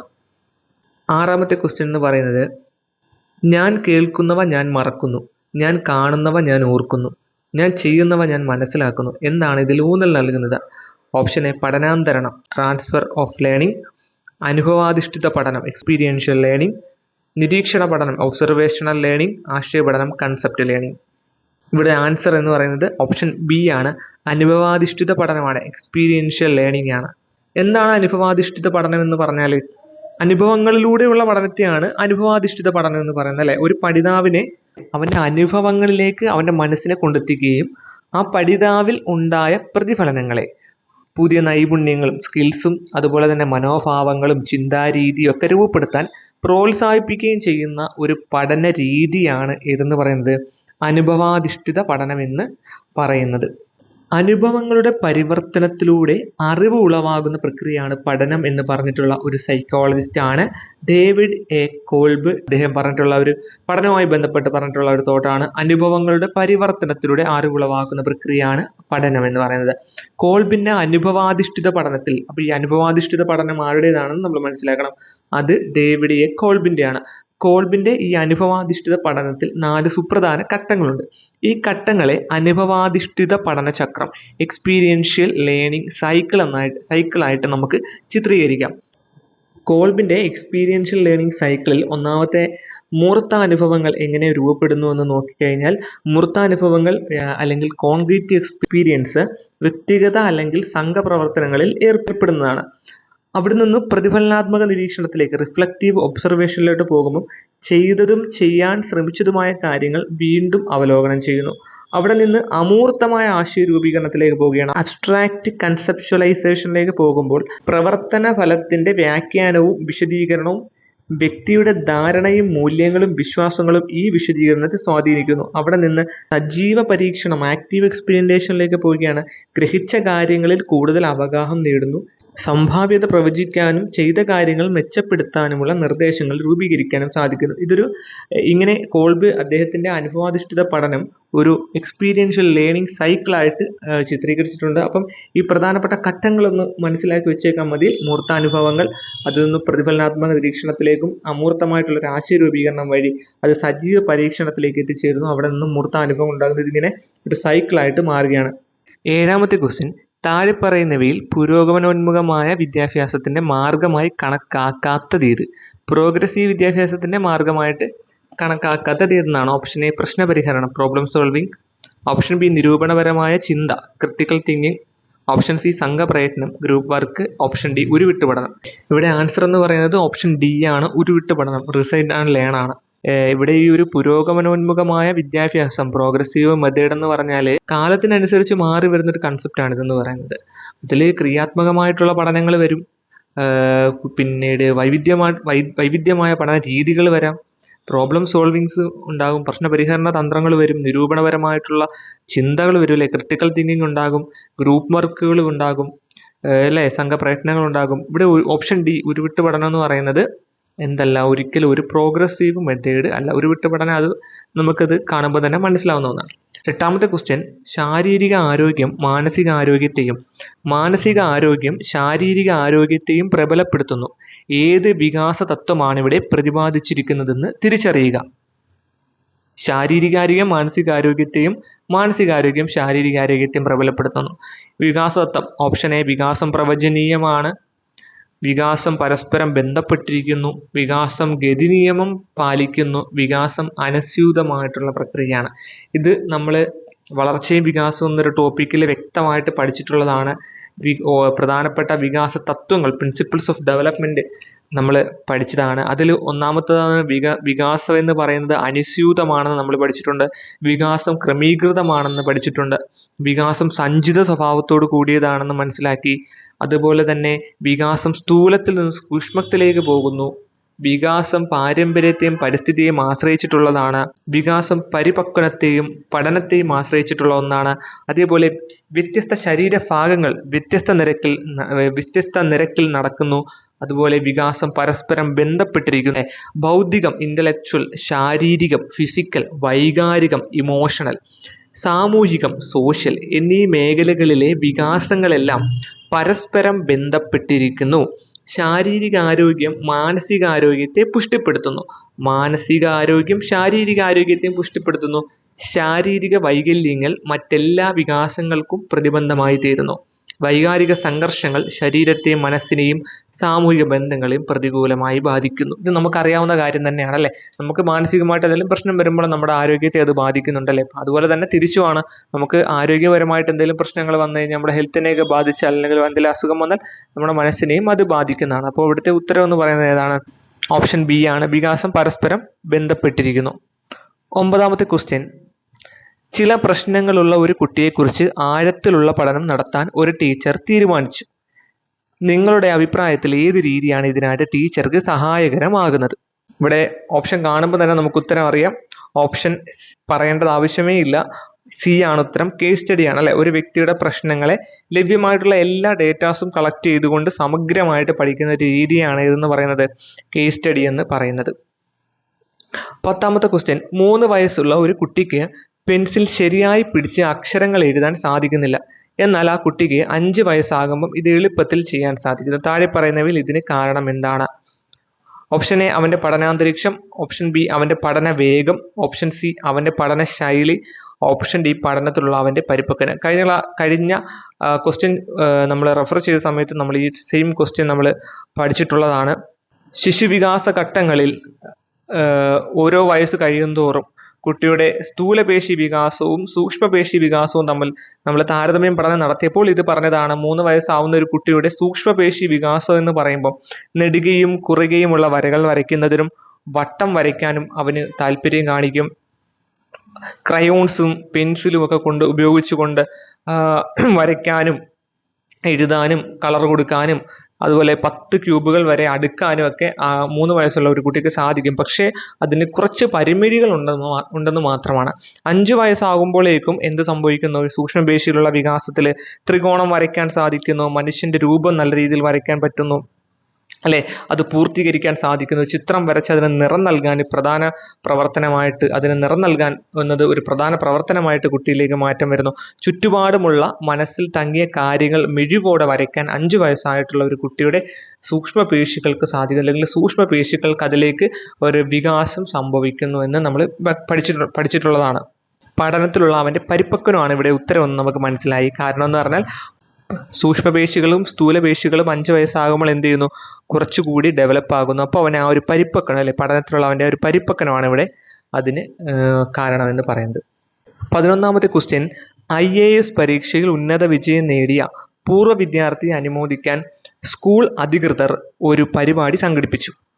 അബ്രഹാം മാസ്ലോയുടെ സിദ്ധാന്ത പ്രകാരം ഇത്തരത്തിൽ അന്തസ്സുള്ള സ്ഥാനത്ത് എത്തിപ്പെടുന്നതിനെ കാണിക്കുന്നത് എന്താണെന്നാണ്. ശാരീരിക ആവശ്യങ്ങൾ, ഫിസിയോളജിക്കൽ നീഡ്സ്, സുരക്ഷിതത്വ ആവശ്യങ്ങൾ, സേഫ്റ്റി നീഡ്സ്, ആത്മാഭിമാന ആവശ്യങ്ങൾ, എസ്റ്റീം നീഡ്സ്, ആത്മസാക്ഷാത്കാരം, സെൽഫ് ആക്ച്വലൈസേഷൻ. ഇപ്പോൾ നമുക്ക് ഉത്തരം അറിയാം. ഓപ്ഷൻ സി ആണ് ഇവിടുത്തെ ഉത്തരം എന്ന് പറയുന്നത്, അല്ലെ, ആത്മാഭിമാന ആവശ്യങ്ങൾ അല്ലെങ്കിൽ എസ്റ്റീം നീഡ്സ്. നമ്മുടെ അബ്രഹാം മാസ്ലോയുടെ ആത്മാഭിമാന ആവശ്യങ്ങൾ അല്ലെങ്കിൽ ആദരിക്കപ്പെടുക എന്ന് പറയുന്ന ഒരു ആവശ്യത്തിലാണ് ആവശ്യമാണ് ഇവിടെ വന്നിട്ടുള്ളത്. ആത്മാഭിമാനം അല്ലെങ്കിൽ ആത്മവിശ്വാസം, മറ്റുള്ളവരോട് ബഹുമാനം, മറ്റുള്ളവർക്ക് തന്നോടുള്ള ബഹുമാനം തുടങ്ങിയ ഘടകങ്ങൾ ഈ ആവശ്യവുമായിട്ട് ബന്ധപ്പെട്ടതാണെന്ന് നമ്മൾ പഠിച്ചിട്ടുള്ളതാണ്, അല്ലെ. ആവശ്യങ്ങളുടെ ശ്രേണി അബ്രഹാം മാസ്ലോയുടെ ആവശ്യങ്ങളുടെ ഏറ്റവും പ്രസിദ്ധമായ സിദ്ധാന്തമാണ്. എല്ലാ വ്യക്തികൾക്കും പൂർത്തീകരിക്കപ്പെടേണ്ട ആവശ്യങ്ങൾ ഉള്ളതായിട്ട് അദ്ദേഹം പറയുന്നുണ്ട്. മനുഷ്യന്റെ ആവശ്യങ്ങളെ അതിന്റെ പ്രാധാന്യത്തിന്റെ അടിസ്ഥാനത്തിൽ താഴെ നിന്ന് മുകളിലേക്ക് ക്രമീകരിക്കാൻ പറ്റുന്നതാണ്. താഴത്തെ തലത്തിലുള്ള ആവശ്യങ്ങൾ സാക്ഷാത്കരിക്കുന്നതോടെ ഉയർന്ന തലത്തിലുള്ള ആവശ്യങ്ങൾ ഉയർന്നു വരുന്നു. ഏറ്റവും അടിസ്ഥാനപരമായിട്ടുള്ള ആവശ്യങ്ങളാണ് ശാരീരിക ആവശ്യങ്ങൾ. ശ്രേണി അടിയിലായിട്ടാണ് കൊടുത്തിരിക്കുന്നത്. ഏറ്റവും ഉയർന്ന തലത്തിൽ നൽകിയിരിക്കുന്നത് ആത്മസാക്ഷാത്കാരമാണ്, സെൽഫ് ആക്ച്വലൈസേഷൻ ആണ്. മനുഷ്യന്റെ നിലനിൽപ്പിന് ആവശ്യമായിട്ടുള്ള അടിസ്ഥാന ആവശ്യങ്ങളാണ് മാസ്ലോ ആ ഒരു ശ്രേണിയിൽ ഏറ്റവും അടിത്തട്ടിൽ നൽകിയിരിക്കുന്നത്. ശാരീരിക ആവശ്യങ്ങളാണ് മനുഷ്യന്റെ നിലനിൽപ്പിന് ആവശ്യമായിട്ടുള്ള അടിസ്ഥാന ആവശ്യങ്ങളാണ് മാസ്ലോ തൻ്റെ ഈ ശ്രേണിയുടെ ഏറ്റവും അടിത്തട്ടിൽ നൽകിയിരിക്കുന്ന ശാരീരിക ആവശ്യങ്ങൾ എന്ന് പറയുന്നത്. ഫിസിയോളജിക്കൽ നീഡ്സ്, അല്ലെ, വായു, വെള്ളം, ഭക്ഷണം, ഉറക്കം, ഇന്ദ്രിയ സുഖങ്ങൾ, ശാരീരികമായിട്ടുള്ള സന്തുലിതാവസ്ഥ എന്നിവ ഈ ഒരു ശാരീരിക ആവശ്യങ്ങളിലൊക്കെ ഉൾപ്പെടുന്നുണ്ട്. ഈ ആവശ്യങ്ങൾ നിറവേറ്റപ്പെടുന്ന ഒരാളിൽ അടുത്ത ഘട്ടത്തിലെ ആവശ്യങ്ങൾ പൂർത്തീകരിക്കാനുള്ള ആഗ്രഹം ജനിക്കുന്നു. സുരക്ഷിതത്വത്തിനും സംരക്ഷണത്തിനും വേണ്ടിയിട്ടുള്ള ആവശ്യങ്ങൾ ആണ് പിന്നീട് സേഫ്റ്റി നീഡ്സ് ആണ് പിരമിഡിലെ 2ാമത്തെ എന്ന് പറയുന്നത്. സ്വന്തം ശരീരം, ജോലി, മൂല്യബോധം, ആരോഗ്യം, കുടുംബം, വസ്തുവകകൾ എന്നിവയുടെ സുരക്ഷയും സംരക്ഷണവുമാണ് 2ാമത്തെ സുരക്ഷിതത്തിൽ വരുന്നത്. 3ാമത്തേതാണ് ആ സുരക്ഷിത ആവശ്യങ്ങൾ പൂർത്തീകരിക്കപ്പെടുമ്പോഴാണ് സ്നേഹിക്കാനും സ്നേഹിക്കപ്പെടാനുമുള്ള ലവ് ആൻഡ് ബിലോങ്നെസ് എന്ന് പറയുന്ന ആഗ്രഹം ഉടലെടുക്കുന്നത്. സുഹൃത്ത് ബന്ധങ്ങൾ, കുടുംബ സംവിധാനം എന്നിവയിലൂടെ അതിൻ്റെ ഒരു പൂർത്തീകരണം സാധ്യമാകുന്നു. അടുത്ത ഘട്ടമായിട്ട് ആദരിക്കപ്പെടാനുള്ള ആഗ്രഹമാണ്, അല്ലെ, എസ്റ്റീം നീഡ്സ് ഉടലെടുക്കുന്നു. ആത്മാഭിമാനം, ആത്മവിശ്വാസം, മറ്റുള്ളവരോട് ബഹുമാനം, മറ്റുള്ളവർക്ക് തന്നോടുള്ള ബഹുമാനം, ആ ഘടകങ്ങളൊക്കെ ഈ ആവശ്യവുമായിട്ട് ബന്ധപ്പെട്ടതാണ്. പിന്നീട് അറിവ് ആർജിക്കുവാനും വസ്തുതകൾ വിശകലനം ചെയ്യാനുമുള്ള വൈജ്ഞാനികപരമായിട്ടുള്ള ആവശ്യങ്ങളാണ്, ഇന്റലക്ച്വൽ നീഡ്സ് ആണ് പിന്നീട് ഉയർന്നു വരുന്നത്. ഇതിനെ തുടർന്നുള്ള അടുത്ത ഘട്ടം സൗന്ദര്യത്തെ കണ്ടെത്താനുള്ള ശ്രമമോ ആസ്വാദനമോ ആണെന്നാണ് അദ്ദേഹം പറയുന്നത്. എസ്തെറ്റിക് നീഡ്സ് ആണ്. കലാ സാഹിത്യ ആസ്വാദനങ്ങൾ, സർഗപ്രവർത്തനങ്ങൾ എന്നിവ അതിൽ ഉൾപ്പെടുന്നുണ്ട്. ലാസ്റ്റ് വരുന്നതാണ് സെൽഫ് ആക്ച്വലൈസേഷൻ. ഏറ്റവും ഉയർന്ന തലമാണ് ആത്മസാക്ഷാത്കാരം എന്ന് പറയുന്നത്. ഒരു വ്യക്തിക്ക് തൻ്റെ കഴിവനുസരിച്ച് ആർജിക്കുവാൻ കഴിയുന്ന ഉയർന്ന തലമാണിത്. തൻ്റെ കഴിവിനനുസരിച്ചുള്ള ഉയർന്ന തലത്തിലേക്ക് എത്തിച്ചേരാൻ കഴിയുന്നത് വ്യക്തിക്ക് ആത്മസംതൃപ്തി ഏകുന്നു എന്നാണ് അബ്രഹാം മാസ്ലോ പറയുന്നത്. 12ാമത്തെ ക്വസ്റ്റ്യൻ, താഴെ പറയുന്ന പ്രസ്താവനകളിൽ നിന്നും തുടർച്ചയായതും സമഗ്രമായതുമായ വിലയിരുത്തലിൻ്റെ ലക്ഷ്യത്തെക്കുറിച്ചുള്ള ശരിയായ പ്രസ്താവന കണ്ടെത്തുക. കുട്ടികളുടെ സമ്മർദ്ദം കുറയ്ക്കാൻ സഹായിക്കുക, മാർഗദർശനവും ഉപബോധവും നൽകുക, കുട്ടികളെ പതിവായും ചിട്ടയോടും കൂടി വിലയിരുത്തുക, വ്യത്യസ്തനായ ഒരു കുട്ടിയെ കണ്ടെത്തുക. അങ്ങനെ 4 സ്റ്റേറ്റ്മെന്റ് ആണ് ഇവിടെ കൊടുത്തിരിക്കുന്നത്. അതിൽ അടിസ്ഥാനത്തിൽ 4 ഓപ്ഷൻസ് കൊണ്ട് തന്നിട്ടുണ്ട്. ഓപ്ഷൻ എ പറയുന്നത് പ്രസ്താവന 2ഉം 4ഉം ശരിയായതാണ്, പ്രസ്താവന 1ഉം 3ഉം ശരിയായതാണ്, പ്രസ്താവന 2 മാത്രമാണ് ശരി, പ്രസ്താവന 4 മാത്രമാണ് ശരിയെന്നാണ്. ഇവിടെ ആൻസർ എന്ന് പറയുന്നത് ഓപ്ഷൻ ബി ആണ്. പ്രസ്താവന 1ഉം 3ഉമാണ് ശരിയായിട്ട് വരുന്നത് അല്ലെ. ഒന്നാമത്തെ കുട്ടികളിലെ സമ്മർദ്ദം കുറയ്ക്കാൻ സഹായിക്കുക. നമുക്കറിയാം തുടർച്ചയായതും സമഗ്രമായതുമായിട്ടുള്ള വിലയിരുത്തൽ കണ്ടിന്യൂസ് ആൻഡ് കോംപ്രഹെൻസീവ് ഇവാലുവേഷന്റെ ലക്ഷ്യത്തിനകത്ത് വരുന്ന 2 ഓപ്ഷൻസ് ആണ് കുട്ടികളുടെ സമ്മർദ്ദം കുറയ്ക്കാൻ സഹായിക്കുക എന്ന് പറയുന്നതും അതുപോലെ തന്നെ കുട്ടികളെ പതിവായും ചിട്ടയോടും കൂടി വിലയിരുത്തുക എന്ന് പറയുന്നതും. മാർഗദർശനവും ഉപബോധവും കണ്ടിന്യൂസ് ആൻഡ് കോംപ്രഹെൻസീവ് ഇവാലുവേഷനകത്ത് വരുന്നതല്ല. അതുപോലെ തന്നെ വ്യത്യസ്തനായ ഒരു കുട്ടിയെ കണ്ടെത്തുക എന്ന് പറയുന്നതും കണ്ടിന്യൂസ് ആൻഡ് കോംപ്രഹെൻസീവ് ഇവാലുവേഷനകത്ത് വരുന്നതല്ല. കണ്ടിന്യൂസ് ആൻഡ് കോംപ്രഹെൻസീവ് ഇവാലുവേഷൻ അല്ലെങ്കിൽ തുടർച്ചയായതും സമഗ്രമായതുമായിട്ടുള്ള വിലയിരുത്തലിന്റെ ലക്ഷ്യങ്ങളാണ് വിദ്യാർത്ഥികളുടെ മാനസിക സമ്മർദ്ദം കുറയ്ക്കുക, അതുപോലെ തന്നെ വിദ്യാർത്ഥികളുടെ യഥാർത്ഥ കഴിവുകൾ വിലയിരുത്തുക, വിദ്യാർത്ഥിയുടെ പഠനത്തെ മെച്ചപ്പെടുത്തുക, വിദ്യാർത്ഥികളുടെ സ്വയം പഠനം പ്രോത്സാഹിപ്പിക്കുക, അതുപോലെ തന്നെ വിദ്യാർത്ഥികളുടെ മൊത്തത്തിലുള്ള ഒരു വികസനം സാധ്യമാക്കുക എന്നിവയൊക്കെയാണ് കണ്ടിന്യൂസ് ആൻഡ് കോംപ്രഹെൻസീവ് ഇവാലുവേഷനിൽ വരുന്ന ലക്ഷ്യങ്ങളെന്ന് പറയുന്നത്. 13ാമത്തെ ക്വസ്റ്റ്യൻ, ദേഷ്യക്കാരനായ ഒരു വ്യക്തി പട്ടാളത്തിൽ ചേരുന്നു. ഇത് ഏത് സമായോജന ക്രിയാതന്ത്രമാണ്? പശ്ചാത്ഗമനം, റിഗ്രഷൻ, ഉദാത്തീകരണം, സബ്ലിമേഷൻ, ദമനം, റിപ്രഷൻ, നിഷേധം, ഡിനയൽ. അപ്പൊ ഈ 4 ഓപ്ഷൻസ് ആണ് ഇവിടെ കൊടുത്തിട്ടുള്ളത്. ഉത്തരം എന്ന് പറയുന്നത് ഓപ്ഷൻ ബി ഭൂതാത്തീകരണമാണ്. സമായോജന ക്രിയാതന്ത്രങ്ങൾ അഥവാ ഡിഫൻസ് മെക്കാനിസം അല്ലെങ്കിൽ അഡ്ജസ്റ്റ്മെന്റ് മെക്കാനിസം നമ്മൾ പഠിച്ചതാണ്. മോഹഭംഗങ്ങളിൽ നിന്നും മാനസിക സംഘർഷങ്ങളിൽ നിന്നും രക്ഷപ്പെടാനോ അല്ലെങ്കിൽ പ്രതിരോധിക്കാനോ വേണ്ടി ഓരോ വ്യക്തിയും സ്വീകരിക്കുന്ന തന്ത്രങ്ങളെയാണ് പ്രതിരോധ തന്ത്രങ്ങൾ എന്ന് പറയുന്നത്, അഥവാ സമായോജന തന്ത്രങ്ങൾ എന്ന് വിളിക്കുന്നു. ഇത്തരം തന്ത്രങ്ങളിലൂടെ മാനസിക സംഘർഷങ്ങളെ ലഘൂകരിക്കാനോ ഒഴിവാക്കാനോ കഴിയും. അതുവഴി മാനസികമായിട്ട് സ്വാസ്ഥ്യം വീണ്ടെടുക്കാൻ സാധിക്കുന്നു. ഓരോ വ്യക്തിത്വ തുലനം നിലനിർത്താൻ സ്വന്തം തന്ത്രങ്ങളാണ് ഉപയോഗിക്കുന്നത്. അതുപോലെ തന്നെ ചില തന്ത്രങ്ങളാണ് ഇവിടെ കൊടുത്തിട്ടുള്ളത്. നമ്മൾ ഓരോ മനുഷ്യനും നമ്മളുടെ മാനസിക സംഘർഷങ്ങൾ കുറയ്ക്കാൻ വേണ്ടിയിട്ട് എന്ത് ചെയ്യുന്നു, ഓരോ ഡിഫൻസ് മെക്കാനിസം നമ്മൾ കണ്ടെത്തുകയാണ്. അതിലൊന്നാണ് നിഷേധം, ഡിനയൽ എന്ന് പറയും. അരോചക യാഥാർത്ഥ്യത്തിൽ നിന്നും സ്വയം രക്ഷപ്പെടുന്നതിന് ചിലർ സ്വീകരിക്കുന്ന മാർഗം യാഥാർത്ഥ്യത്തെ നിഷേധിക്കുക എന്നാണ്. ഇഷ്ടമില്ലാത്തത് കണ്ടില്ലെന്ന് നടിക്കുക, വിളിച്ചാൽ കേട്ടില്ലെന്ന് നടിക്കുക തുടങ്ങിയ ഇഷ്ടമല്ലാത്തവരെ കണ്ടു കഴിഞ്ഞാൽ കാണാത്ത പോലെ അഭിനയിച്ചു പോവുക, അല്ലെങ്കിൽ വിളിച്ചാൽ കേൾക്കാത്തത് പോലെ അവർക്ക് എന്താ പറയുക, അവർക്ക് ഇഷ്ടമല്ലാത്ത കാര്യത്തിൽ നിന്നും പിന്തിരിയാൻ വേണ്ടിയിട്ട് സ്വീകരിക്കുന്ന ഒരു ഡിഫൻസ് മെക്കാനിസമാണ് നിഷേധം എന്ന് പറയുന്നത്. രണ്ടാമത്തെ ദമനം അല്ലെങ്കിൽ റിപ്രഷൻ എന്ന് പറഞ്ഞാൽ വേദനാജനകമായ അനുഭവങ്ങളും നമുക്കുണ്ടാകുന്ന മാനസിക സംഘർഷങ്ങളും നമുക്ക് സാക്ഷാത്കരിക്കാനാവാത്ത നമ്മുടെ ആഗ്രഹങ്ങളും ഒക്കെ നമ്മൾ എന്ത് ചെയ്യുന്നു, അൺകോൺഷ്യസ് മൈൻഡിലേക്ക് നമ്മൾ തള്ളിവിടുന്ന ഒരു പ്രക്രിയയാണ് ദമനം അല്ലെങ്കിൽ റിപ്രഷൻ എന്ന് പറയുന്നത്. പാപബോധം ജനിപ്പിക്കുന്ന അനുഭവങ്ങളാണ് നാം അധികമായിട്ടും വിസ്മരിക്കുന്നത്. അതായത് വളരെ അപകടകരമായ ഒരു തന്ത്രമാണ് ഈ ദമനം എന്ന് പറയുന്നത്. നമുക്ക് ഒരിക്കലും ഓർക്കാൻ ആഗ്രഹിക്കാത്ത ഇഷ്ടപ്പെടാത്ത കാര്യങ്ങളെ നമ്മൾ എന്ത് ചെയ്യുന്നു, മറക്കാൻ ശ്രമിക്കുന്ന ഒരു അപകടകരമായ തന്ത്രമാണ് ദമനം എന്ന് പറയുന്നത്. ഇഷ്ടമില്ലാത്ത വികാരങ്ങളെ പൂഴ്ത്തി വെക്കുന്നത് പല മാനസിക രോഗങ്ങൾക്കും കാരണമാകുന്നുണ്ട്. പ്രശ്നത്തെ ധൈര്യപൂർവ്വം നേരിടുകയാണ് ഈ ഒരു ദമനത്തിന് പ്രതിവിധി എന്ന് പറയുന്നത്. ഇപ്പോൾ കുറച്ച് നാൾ പഠിച്ചിട്ട് നമുക്ക് ജോലി കിട്ടിയില്ല, അല്ലെങ്കിൽ നമ്മളെ കൊണ്ട് പറ്റുന്നില്ല എന്ന് പറഞ്ഞുകൊണ്ട് നമ്മളതിനെ നമ്മുടെ അബോധ മനസ്സിലേക്ക് നമ്മൾ തള്ളി വിട്ടുകൊണ്ട് മറ്റേതെങ്കിലും കാര്യത്തിലേക്ക് നമ്മൾ പോകാതെ അല്ലെങ്കിൽ പഠിക്കാതിരിക്കാതെ ഒക്കെ ചെയ്തിട്ട് നമ്മൾ അത് അബോധ മനസ്സിലേക്ക് തള്ളിവിടാതെ എന്ത് ചെയ്യണം, ആ ഒരു പ്രശ്നത്തെ നേരിടുക, വീണ്ടും നല്ല രീതിയിൽ തന്നെ പഠിച്ചു മുന്നേറിക്കൊണ്ട് ആ ഒരു ജോലി കരസ്ഥമാക്കാൻ ശ്രമിക്കുക എന്നതാണ് അതിനെ ഡിഫെൻസ് ചെയ്യാവുന്ന ഒരു കാര്യം എന്ന് പറയുന്നത്. മൂന്നാമത്തെ ഒരു ഡിഫൻസ് മെക്കാനിസമാണ് യുക്തീകരണം അല്ലെങ്കിൽ റാഷണലൈസേഷൻ എന്ന് പറയുന്നത്.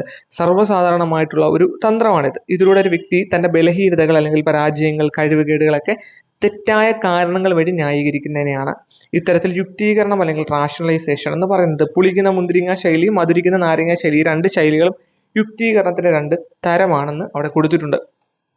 നാലാമത്തെയാണ് ഉദാത്തീകരണം അല്ലെങ്കിൽ സബ്ലിമേഷൻ. അസ്വീകാര്യമായിട്ടുള്ള ആഗ്രഹങ്ങളെ ശക്തമായിട്ടുള്ള സാമൂഹിക അംഗീകാരമുള്ള പാതയിലേക്ക് തിരിച്ചുവിടുന്ന ഒരു പ്രക്രിയയാണ് ഉദാത്തീകരണം എന്ന് പറയുന്നത്. മാനസിക സംഘർഷം ഒഴിവാക്കാൻ സമൂഹത്തിന് സ്വീകാര്യമായിട്ടുള്ള ഒരു മാർഗം തേടുകയാണ്. ഉദാഹരണം പറഞ്ഞാൽ ഇവിടെ കൊടുത്തിരിക്കുന്നത് മക്കളില്ലാത്തൊരു ധനാഢ്യൻ സാമൂഹിക സേവന പ്രവർത്തനങ്ങളിൽ ഏർപ്പെട്ടുകൊണ്ട് എന്ത് ചെയ്യുന്നു, തന്റെ നിരാശാബോധം, മക്കളില്ല എന്നുള്ള ഒരു നിരാശാബോധം ഒഴിവാക്കുകയാണ്. ഇപ്പോൾ നമ്മൾ ഇവിടുത്തെ ക്വസ്റ്റ്യനും ഇങ്ങനെ തന്നെയായിരുന്നു. ദേശീയക്കാരനായ ഒരു വ്യക്തി പട്ടാളത്തിൽ ചേരുന്നു. ഇപ്പം നമുക്ക് ഉദാത്തീകരണത്തിന്റെ ഉദാഹരണമായിട്ട് നമുക്ക് എന്ത് ചെയ്യാം, അതും പറയാം. അഞ്ചാമത്തെ അനുപൂരണം അല്ലെങ്കിൽ കോമ്പൻസേഷൻ. ഒരു രംഗത്തുള്ള പോരായ്മ മറ്റൊരു രംഗത്തുള്ള ശക്തിയിലൂടെ മറക്കാൻ ശ്രമിക്കുന്ന ഒരു തന്ത്രമാണ് അനുപൂരണം എന്ന് പറയുന്നത്. പഠന കാര്യങ്ങളിൽ മികവ് പുലർത്താൻ കഴിയാത്ത കുട്ടി കായിക പ്രവർത്തനങ്ങളുടെ മികവിലൂടെ ആത്മാഭിമാനം വീണ്ടെടുക്കാൻ ശ്രമിക്കുന്നത് നമുക്ക് അനുപൂരണം അല്ലെങ്കിൽ കോമ്പൻസേഷൻ എന്ന് പറയാം. പ്രക്ഷേപണം അല്ലെങ്കിൽ പ്രൊജക്ഷൻ എന്ന് പറഞ്ഞാൽ ഒരു വ്യക്തി തന്റെ കുറ്റങ്ങളുടെയും പരാജയങ്ങളുടെയും കാരണം മറ്റൊരാളിൽ ചുമത്തി സ്വയം രക്ഷപ്പെടുന്ന ഒരു തന്ത്രമാണ്. വളരെ സാധാരണയായിട്ട് ഉപയോഗിച്ചു വരുന്ന ഒരു പ്രതിരോധ തന്ത്രമാണ് ഈ പ്രക്ഷേപണം എന്ന് പറയുന്നത്. പരീക്ഷയിൽ പരാജയപ്പെടുന്ന കുട്ടി പരാജയത്തിന്റെ കാരണം പ്രയാസമേറിയ ചോദ്യപേപ്പർ അല്ലെങ്കിൽ മോശപ്പെട്ട അധ്യയനം ഏതെങ്കിലും ഒന്നിന്റെ പേരിൽ എന്ത് ചെയ്യുന്നു ആരോപിക്കുന്നു, അല്ലെങ്കിൽ പഠിപ്പിക്കുന്ന ടീച്ചർ കൊള്ളത്തില്ല എന്നൊക്കെ പറയാം. നിരാശാബോധത്തിൽ നിന്ന് സ്വയം മോചിതനാകുന്നതിനുള്ള ഒരു തന്ത്രമാണ് ഏതെന്ന് പറയുന്നത് പ്രക്ഷേപണം എന്ന് പറയുന്നത്. പിന്നത്തെ ഒരെണ്ണമാണ് താതാത്മീകരണം അല്ലെങ്കിൽ ഐഡന്റിഫിക്കേഷൻ. തന്റെ പോരായ്മകളിൽ നിന്നും പരാജയങ്ങളിൽ നിന്നും രക്ഷ നേടുന്നതിനായിട്ട് മറ്റുള്ളവരുടെ വിജയത്തിലും പ്രസിദ്ധിയിലും ഭാഗാക്കുകയാണ് താതാത്മീകരണത്തിന്റെ സ്വഭാവം എന്ന് പറയുന്നത്.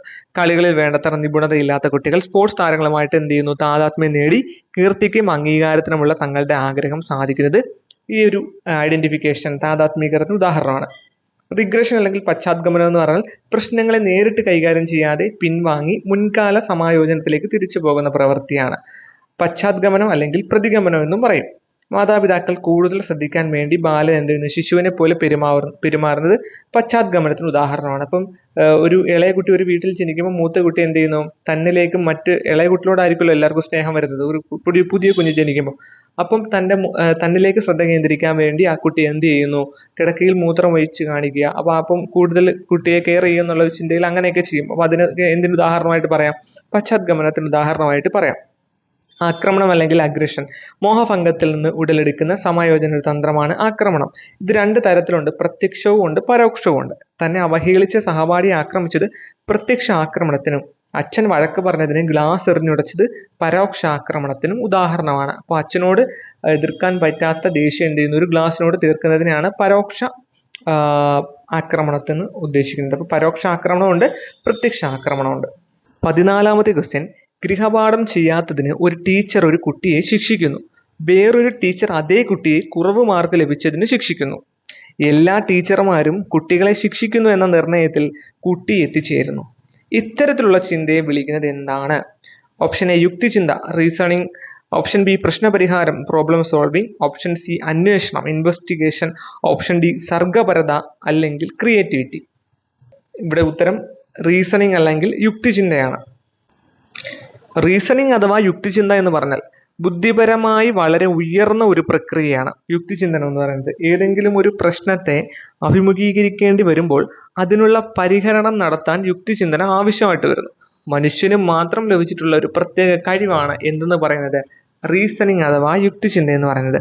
രണ്ട് പ്രധാന ഡെഫിനിഷൻസ് അവിടെ കൊടുത്തിട്ടുണ്ട്. യുക്തിചിന്തയുമായിട്ട് ബന്ധപ്പെട്ട ഭൂതകാല അനുഭവങ്ങളെ പ്രശ്നപരിഹരണത്തിനായി പുതിയ രീതിയിൽ ക്രമീകരിക്കുകയും യോജിപ്പിക്കുകയും ചെയ്യുന്ന ഒരു ചിന്തയാണ്, ഒരു പ്രൊഡക്റ്റീവാണ് യുക്തിചിന്ത എന്ന് പറഞ്ഞിട്ടുള്ളത് ഗേറ്റ്സ് ആണ്. അദ്ദേഹം തന്നെ പറഞ്ഞിട്ടുള്ള മറ്റൊരു ഡെഫിനിഷനാണ് ലക്ഷ്യത്തോടു കൂടിയുള്ള ഘട്ടം ഘട്ടമായിട്ടുള്ള ചിന്തയാണ് യുക്തിചിന്ത. അപ്പൊ ഈ യുക്തിചിന്തയെക്കുറിച്ച് രണ്ട് പ്രധാന നിർവചനങ്ങൾ പറഞ്ഞിട്ടുള്ള ഒരു സൈക്കോളജിസ്റ്റ് ആണ് ആരെന്ന് പറയുന്നത് ഗേറ്റ് എന്ന് പറയുന്നത്. ഗേറ്റ്സ്. യുക്തിചിന്തയുടെ പ്രധാന സവിശേഷതകൾ എന്ന് പറയുന്നത് ഒരു സംഭവങ്ങളുടെ കാരണത്തെ കണ്ടെത്താൻ ശ്രമിക്കുകയാണ്. ഒരു സംഭവം നടന്നു കഴിഞ്ഞാൽ അതിന്റെ കാരണത്തെ കണ്ടെത്താൻ ശ്രമിക്കുന്നതിന് നമുക്ക് എന്ത് പറയാം, ഒരു യുക്തിചിന്തയാന്ന് പറയാം. കൃത്യമായ ഒരു ലക്ഷ്യമുണ്ടായിരിക്കും. യുക്തിപരമായിട്ട് ചിന്തിക്കുമ്പം അതിന് കൃത്യമായിട്ടൊരു ലക്ഷ്യമുണ്ടായിരിക്കും. പ്രശ്നപരിഹരണത്തിലുള്ള ഒരു ഉപാധിയാണത്. അതുപോലെ ഉൾക്കാഴ്ചക്കുള്ള വിവരമായിട്ട് വർത്തിക്കും. വസ്തുതകൾ ഗ്രഹിക്കുന്ന ഒരു പ്രക്രിയയാണ് യുക്തിചിന്ത എന്ന് പറയുന്നത്. അതുപോലെ പ്രതീകാത്മകമായിട്ടുള്ള ഒരു പ്രവർത്തനമാണ്. ഭൂതകാല അനുഭവങ്ങളും അറിവും സ്വാധീനിക്കുന്നുണ്ട്. ബുദ്ധിയുമായിട്ട് ബന്ധപ്പെട്ടിരിക്കുന്ന ഒന്നാണ്. വ്യക്തിവ്യത്യാസം ഉണ്ടായിരിക്കും. ഓരോ വ്യക്തികളും ഓരോ തരത്തിലുള്ള യുക്തിചിന്തനങ്ങളായിരിക്കും നടത്തുന്നത്. അതൊരു മാനസിക പ്രക്രിയയാണ്. യുക്തിചിന്ത ആഗമനപരമോ നിഗമനപരമോ ആയിരിക്കാം, ഇൻഡക്റ്റീവോ ഡിഡക്റ്റീവോ ആയിരിക്കാം. നമ്മൾ പഠിച്ചിട്ടുള്ളതാണല്ലേ. പൊതുവായതിൽ നിന്നും പ്രത്യേകമായതിലേക്കും പ്രത്യേകമായതിൽ നിന്നും പൊതുവായതിലേക്കും അതിനെയാണ് നമ്മൾ ആഗമനപരമെന്നും നിഗമനപരമെന്നും പറയുന്നത്. അതേപോലെ പരിപക്വനം, അനുഭവം, ദത്തങ്ങൾ, ബുദ്ധി, ശ്രദ്ധ, ഭാവന, അറിവ് എന്നിവയൊക്കെ യുക്തിചിന്തയെ സ്വാധീനിക്കുന്നുണ്ടെന്നും മനസ്സിലാക്കണം. യുക്തിചിന്തയെ പ്രോത്സാഹിപ്പിക്കാൻ ഒരു ടീച്ചർക്ക് ചെയ്യാവുന്ന പ്രധാനപ്പെട്ട കാര്യങ്ങളാണ് പ്രശ്നങ്ങൾ കുട്ടികളുടെ മുന്നിൽ അവതരിപ്പിക്കണം, പ്രശ്നാവബോധം ഉണ്ടാക്കാൻ സഹായിക്കണം, താല്പര്യമുള്ള കാര്യങ്ങളുമായിട്ട് പ്രശ്നത്തെ ബന്ധപ്പെടുത്തണം, പരികൽപ്പന, നിരീക്ഷണം, പരീക്ഷണം എന്നിവ അടിസ്ഥാനമാക്കാൻ സഹായിക്കണം, പ്രോജക്റ്റ് രീതി, സംവാദങ്ങൾ, സെമിനാറുകൾ എന്നിവ സംഘടിപ്പിക്കണം, പരിസരത്തെക്കുറിച്ച് പഠിക്കാൻ കുട്ടിക്ക് അവസരം നൽകണം, അനുഭവങ്ങളെ ഉദ്ദീപിപ്പിക്കുകയും അറിവ് വളർത്തുകയും ചെയ്യണം, ആഗമന നിഗമന രീതികൾ പ്രശ്നപരിഹാരത്തിനായിട്ട് അവലംബിക്കാൻ കുട്ടിയെ സഹായിക്കുകയും ചെയ്യണം.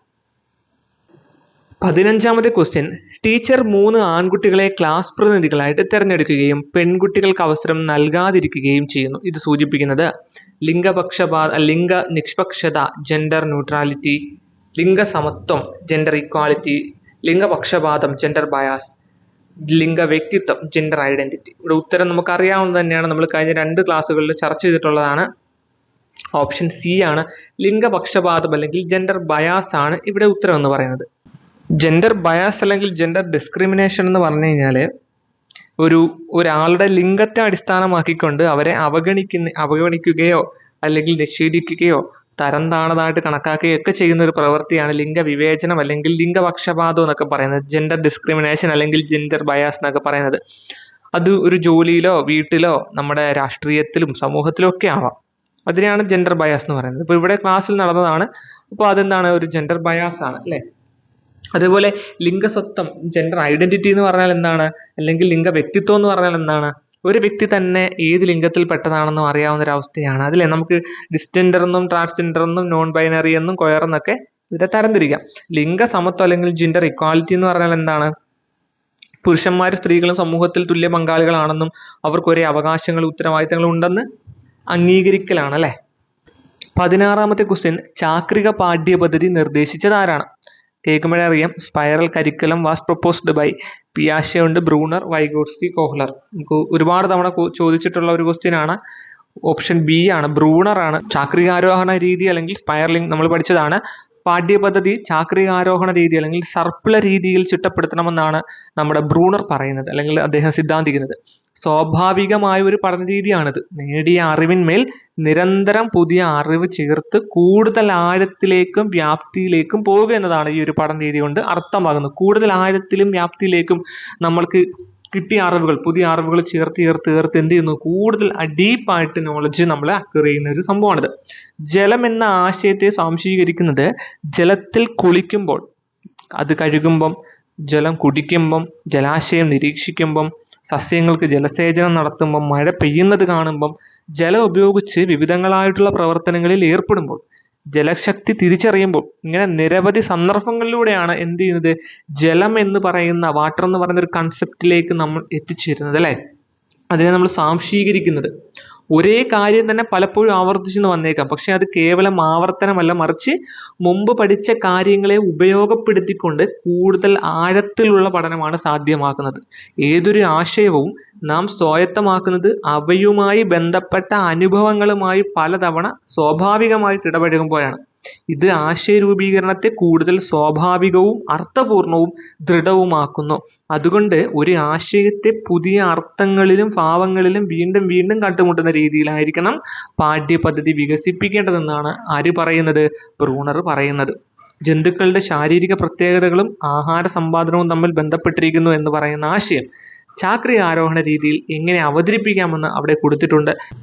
ആ ജന്തുക്കൾ എന്ന് പറയുന്ന ഒരു കോമൺ ഫാക്ടറിൽ നിന്നും വിവിധതരം ജന്തുക്കളെ നിരീക്ഷിക്കപ്പെടുന്നു, പൊതുവായ സവിശേഷതകൾ കണ്ടെത്തുന്നു. ഓരോ ജന്തുക്കളുടെയും പൊതുവായ സവിശേഷതകൾ എന്തെല്ലാമാണ്, അതുപോലെ ജന്തുക്കളുടെ ശാരീരിക പ്രത്യേകതകൾ എന്തെല്ലാമാണ്, അതിൻ്റെ ആഹാര സമ്പാദന രീതികൾ എങ്ങനെയാണെന്ന് തിരിച്ചറിയുന്നു. അതുപോലെ ശാരീരിക പ്രത്യേകതകളും അതിൻ്റെ ആഹാര സമ്പാദന രീതിയും തമ്മിലുള്ള ബന്ധം കണ്ടെത്തുന്നു. അതൊരു സ്പൈറൽ രീതിയിൽ അത് അവിടെ കൊടുത്തിട്ടുണ്ട്. അപ്പോൾ ഓരോ ആശയങ്ങളെയും നമ്മൾ ഡീപ്പ് ലെവലിൽ അല്ലെങ്കിൽ അതിനെ തരംതിരിച്ച് ക്ലാസിഫൈ ചെയ്തുകൊണ്ട് വ്യക്തമായിട്ട് മനസ്സിലാക്കുന്ന ഒരു രീതിയാണ് ചാക്രിക ആരോഹണ രീതി അല്ലെങ്കിൽ സ്പൈറലിംഗ് എന്ന് പറയുന്നത്. ബ്രൂണറുടെ ഒരു കൺസെപ്റ്റ് ആണെന്നും നമ്മൾ മനസ്സിലാക്കണം.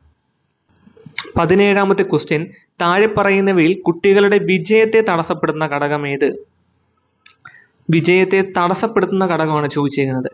ഓപ്ഷൻ എ, ടീച്ചർ കുട്ടിയെ ഓരോ സമയം പ്രോത്സാഹിപ്പിക്കുക. ടീച്ചർ കുട്ടികളോട് ഫലപ്രദമായ രീതിയിൽ ആശയവിനിമയം നടത്താതിരിക്കുക. ടീച്ചർ കുട്ടികളെ ലക്ഷ്യം നേടിയെടുക്കാൻ പ്രേരിപ്പിക്കുക. ടീച്ചർ കുട്ടികളുടെ സംശയങ്ങൾ ദൂരീകരിക്കുക. ഓപ്ഷൻ കാണുമ്പോൾ തന്നെ അറിയാം, ഓപ്ഷൻ ബി ആണ്. ടീച്ചർ കുട്ടികളോട് ഫലപ്രദമായിട്ടുള്ള രീതിയിൽ ആശയവിനിമയം നടത്തിയില്ലെങ്കിൽ എന്ത് ചെയ്യുന്നു, കുട്ടിയുടെ വിജയത്തെ എന്ത് ചെയ്യുന്നു, അത് തടസ്സപ്പെടുത്തുന്ന ഒരു ഘടകമാണ്.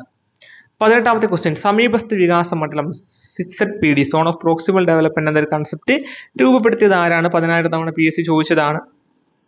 ഓപ്ഷൻ എ നമുക്കറിയാം, വൈഗോട്സ്കി ആണ് ഉത്തരം എന്ന് പറയുന്നത്. സമീപസ്ഥ വികാസ മണ്ഡലം, സോൺ ഓഫ് പ്രോക്സിമൽ ഡെവലപ്മെന്റ്, അതുപോലെ സ്കഫോൾഡിങ്, കൈത്താങ് എന്ന് പറയുന്ന കൺസെപ്റ്റ് ഒക്കെ നമ്മുടെ വൈഗോട്സ്കിയൻ കൺസെപ്റ്റുകളാണ്. വൈഗോട്സ്കിയുടെ സുപ്രധാനമായിട്ടുള്ള ആശയമാണ് സമീപസ്ഥ വികാസ മണ്ഡലം. ഓരോരുത്തർക്കും നിലവിലുള്ള കഴിവിനനുസരിച്ച് സ്വപ്രയത്നത്താൽ എത്തിച്ചേരാവുന്ന ഒരു നിലയുണ്ട്, അല്ലെ, കറണ്ട് എബിലിറ്റി ലെവലുണ്ട്. മറ്റുള്ളവരുടെ സഹായത്താൽ എത്തിച്ചേരാവുന്ന ഒരു ഉയർന്ന നിലയുമുണ്ട്, പൊട്ടൻഷ്യൽ എബിലിറ്റി ലെവൽ എന്ന് പറയും. അപ്പൊ ഈ രണ്ട് നിലകൾക്കും ഇടയിലുള്ള മണ്ഡലത്തെയാണ് വികാസത്തിന്റെ സമീപസ്ഥ മണ്ഡലം, സോൺ ഓഫ് പ്രോക്സിമൽ ഡെവലപ്മെന്റ് എന്ന് പറയുന്നത്. ഓരോ കുട്ടിയിലും ഈ രണ്ട് മണ്ഡലങ്ങളും പ്രകടമായതുകൊണ്ട് അവർക്ക് എത്തിച്ചേരാനുള്ള ഉയർന്ന നിലയിൽ എത്തിക്കാനാണ് ശ്രമിക്കേണ്ടത്. അതിൽ അധ്യാപകർ, രക്ഷകർത്താക്കൾ, സഹപാഠികൾ, സമൂഹം തുടങ്ങിയവരുടെ റോൾ നിർണായകമാണ്. എല്ലാവർക്കും ZPD ഒരുപോലെ ആകണമെന്നില്ല. ചിലർക്ക് മറ്റുള്ളവരെക്കാൾ വിപുലമായ വികസന മണ്ഡലങ്ങൾ ഉണ്ടായിരിക്കും. ഓരോരുത്തർക്കും അവരുടേതായ ഉയർന്ന നിലയിലെത്താൻ കഴിയും വിധമുള്ള ഇടപെടലുകളാണ് ഒരു അധ്യാപകന്റെ ഭാഗത്തു നിന്നുണ്ടാകേണ്ടതെന്നാണ് അദ്ദേഹം പറയുന്നത്. ആവശ്യം വേണ്ട സൂചനകൾ, വിശദീകരണങ്ങൾ, ഉദാഹരണങ്ങൾ, ചിന്തയെ നയിക്കാവുന്ന ചോദ്യങ്ങൾ, മാർഗനിർദ്ദേശങ്ങൾ തുടങ്ങിയവയിലൂടെയാണ് ഇത് സാധ്യമാകുന്നത്. കുട്ടിക്ക് ശാസ്ത്രീയ പഠനം സാധ്യമാകുന്നത് വരെ അധ്യാപകൻ കൈത്താങ് നൽകേണ്ടതുണ്ട്. ചുവടുറപ്പിച്ച് നിന്ന് പ്രവർത്തിക്കാൻ സഹായകമായ താൽക്കാലികമായ തട്ട് ഒരുക്കി കൊടുക്കലാണ് അതെന്ന് പറയുന്നത്.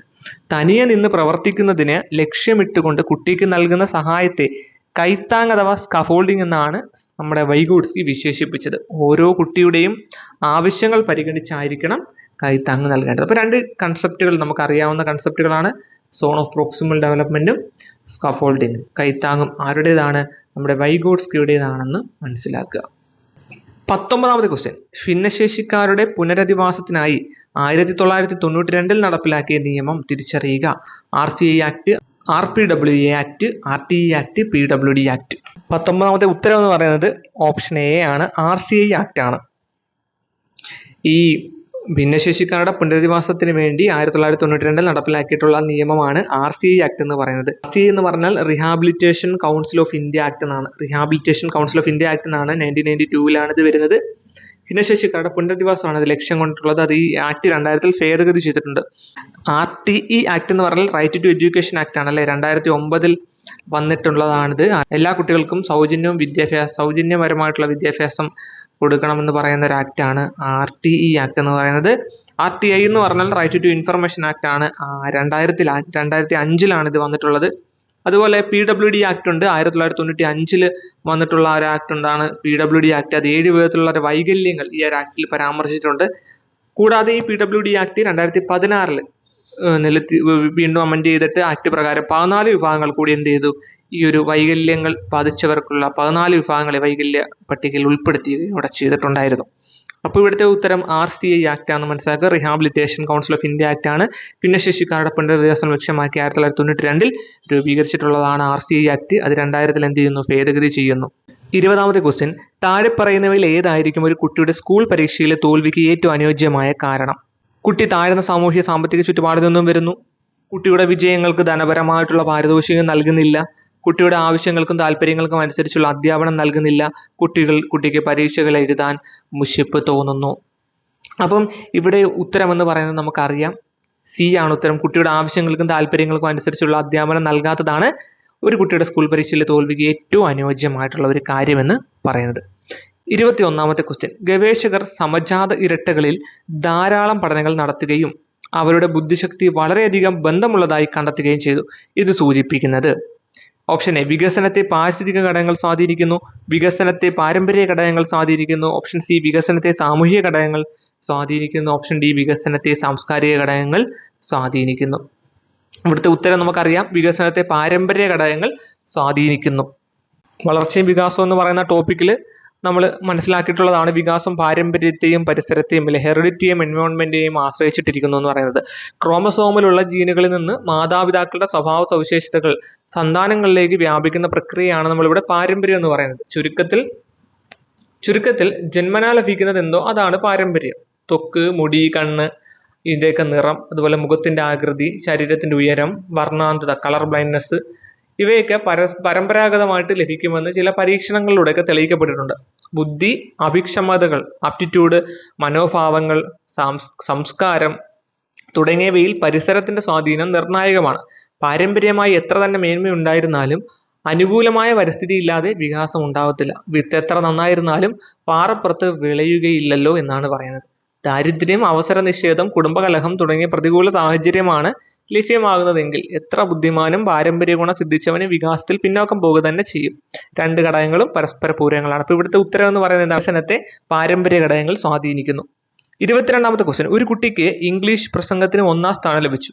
ഗാർഡനറുടെ അഭിപ്രായത്തിൽ ഏത് തരം ബുദ്ധിശക്തിയാണ് ഇവിടെ മുന്നിട്ട് നിൽക്കുന്നത്? ഓപ്ഷൻ എ ദൃശ്യ സ്ഥലപര ബുദ്ധി, വിഷ്വൽ സ്പേഷ്യൽ ഇന്റലിജൻസ്. ശാരീരിക ചലനപര ബുദ്ധി, ബോഡിലി കൈനസ്തെറ്റിക് ഇന്റലിജൻസ്. സംഗീതപരമായ ബുദ്ധി, മ്യൂസിക്കൽ ഇന്റലിജൻസ്. ഭാഷാപരമായിട്ടുള്ള ബുദ്ധി, ലിംഗ്വിസ്റ്റിക് ഇന്റലിജൻസ്. ഉത്തരം അറിയാം, ഓപ്ഷൻ ഡി ആണല്ലേ. ഭാഷാപരമായിട്ടുള്ള ബുദ്ധിയാണ്, ലിംഗ്വിസ്റ്റിക് ഇന്റലിജൻസ് ആണ്. ഈ ലോകത്തിലെ ഏത് സംസ്കാരത്തിൽ വളരുന്നവർക്കും ഭാഷ പ്രയോഗിക്കാനുള്ള ഒരു കഴിവുണ്ട്. അതായത് ജന്മസിദ്ധമായിട്ടുള്ള ഭാഷാ ഘടകം എല്ലാവരിലും ഉണ്ടാണെന്നാണ് പറയുന്നത്. ഓരോ വ്യക്തിക്കും ഭാഷയിൽ നിർമ്മിതി നടത്തുന്നതിനും ഭാഷ പ്രയോഗിക്കുന്നതിനുമുള്ള കഴിവിൽ വ്യത്യാസം ഉണ്ടാകുമെങ്കിലും ഭാഷാപരമായ ബുദ്ധിയിൽ മുൻതൂക്കമുള്ളവർക്ക് നന്നായിട്ട് എഴുതാനും ഫലപ്രദമായിട്ട് പ്രഭാഷണം നടത്താനും കഴിവുണ്ടെന്നാണ് ഗാർഡനറുടെ ഭാഷാപരമായ ബുദ്ധിയിൽ അദ്ദേഹം പറയുന്നത്. കുട്ടിയിൽ ഒരു നല്ല ഭാഷാപരമായിട്ടുള്ള ഒരു ബുദ്ധി ഉണ്ടാകാൻ ടീച്ചർക്ക് നൽകാവുന്ന പ്രവർത്തനങ്ങൾ എന്തൊക്കെ കൊടുക്കാം?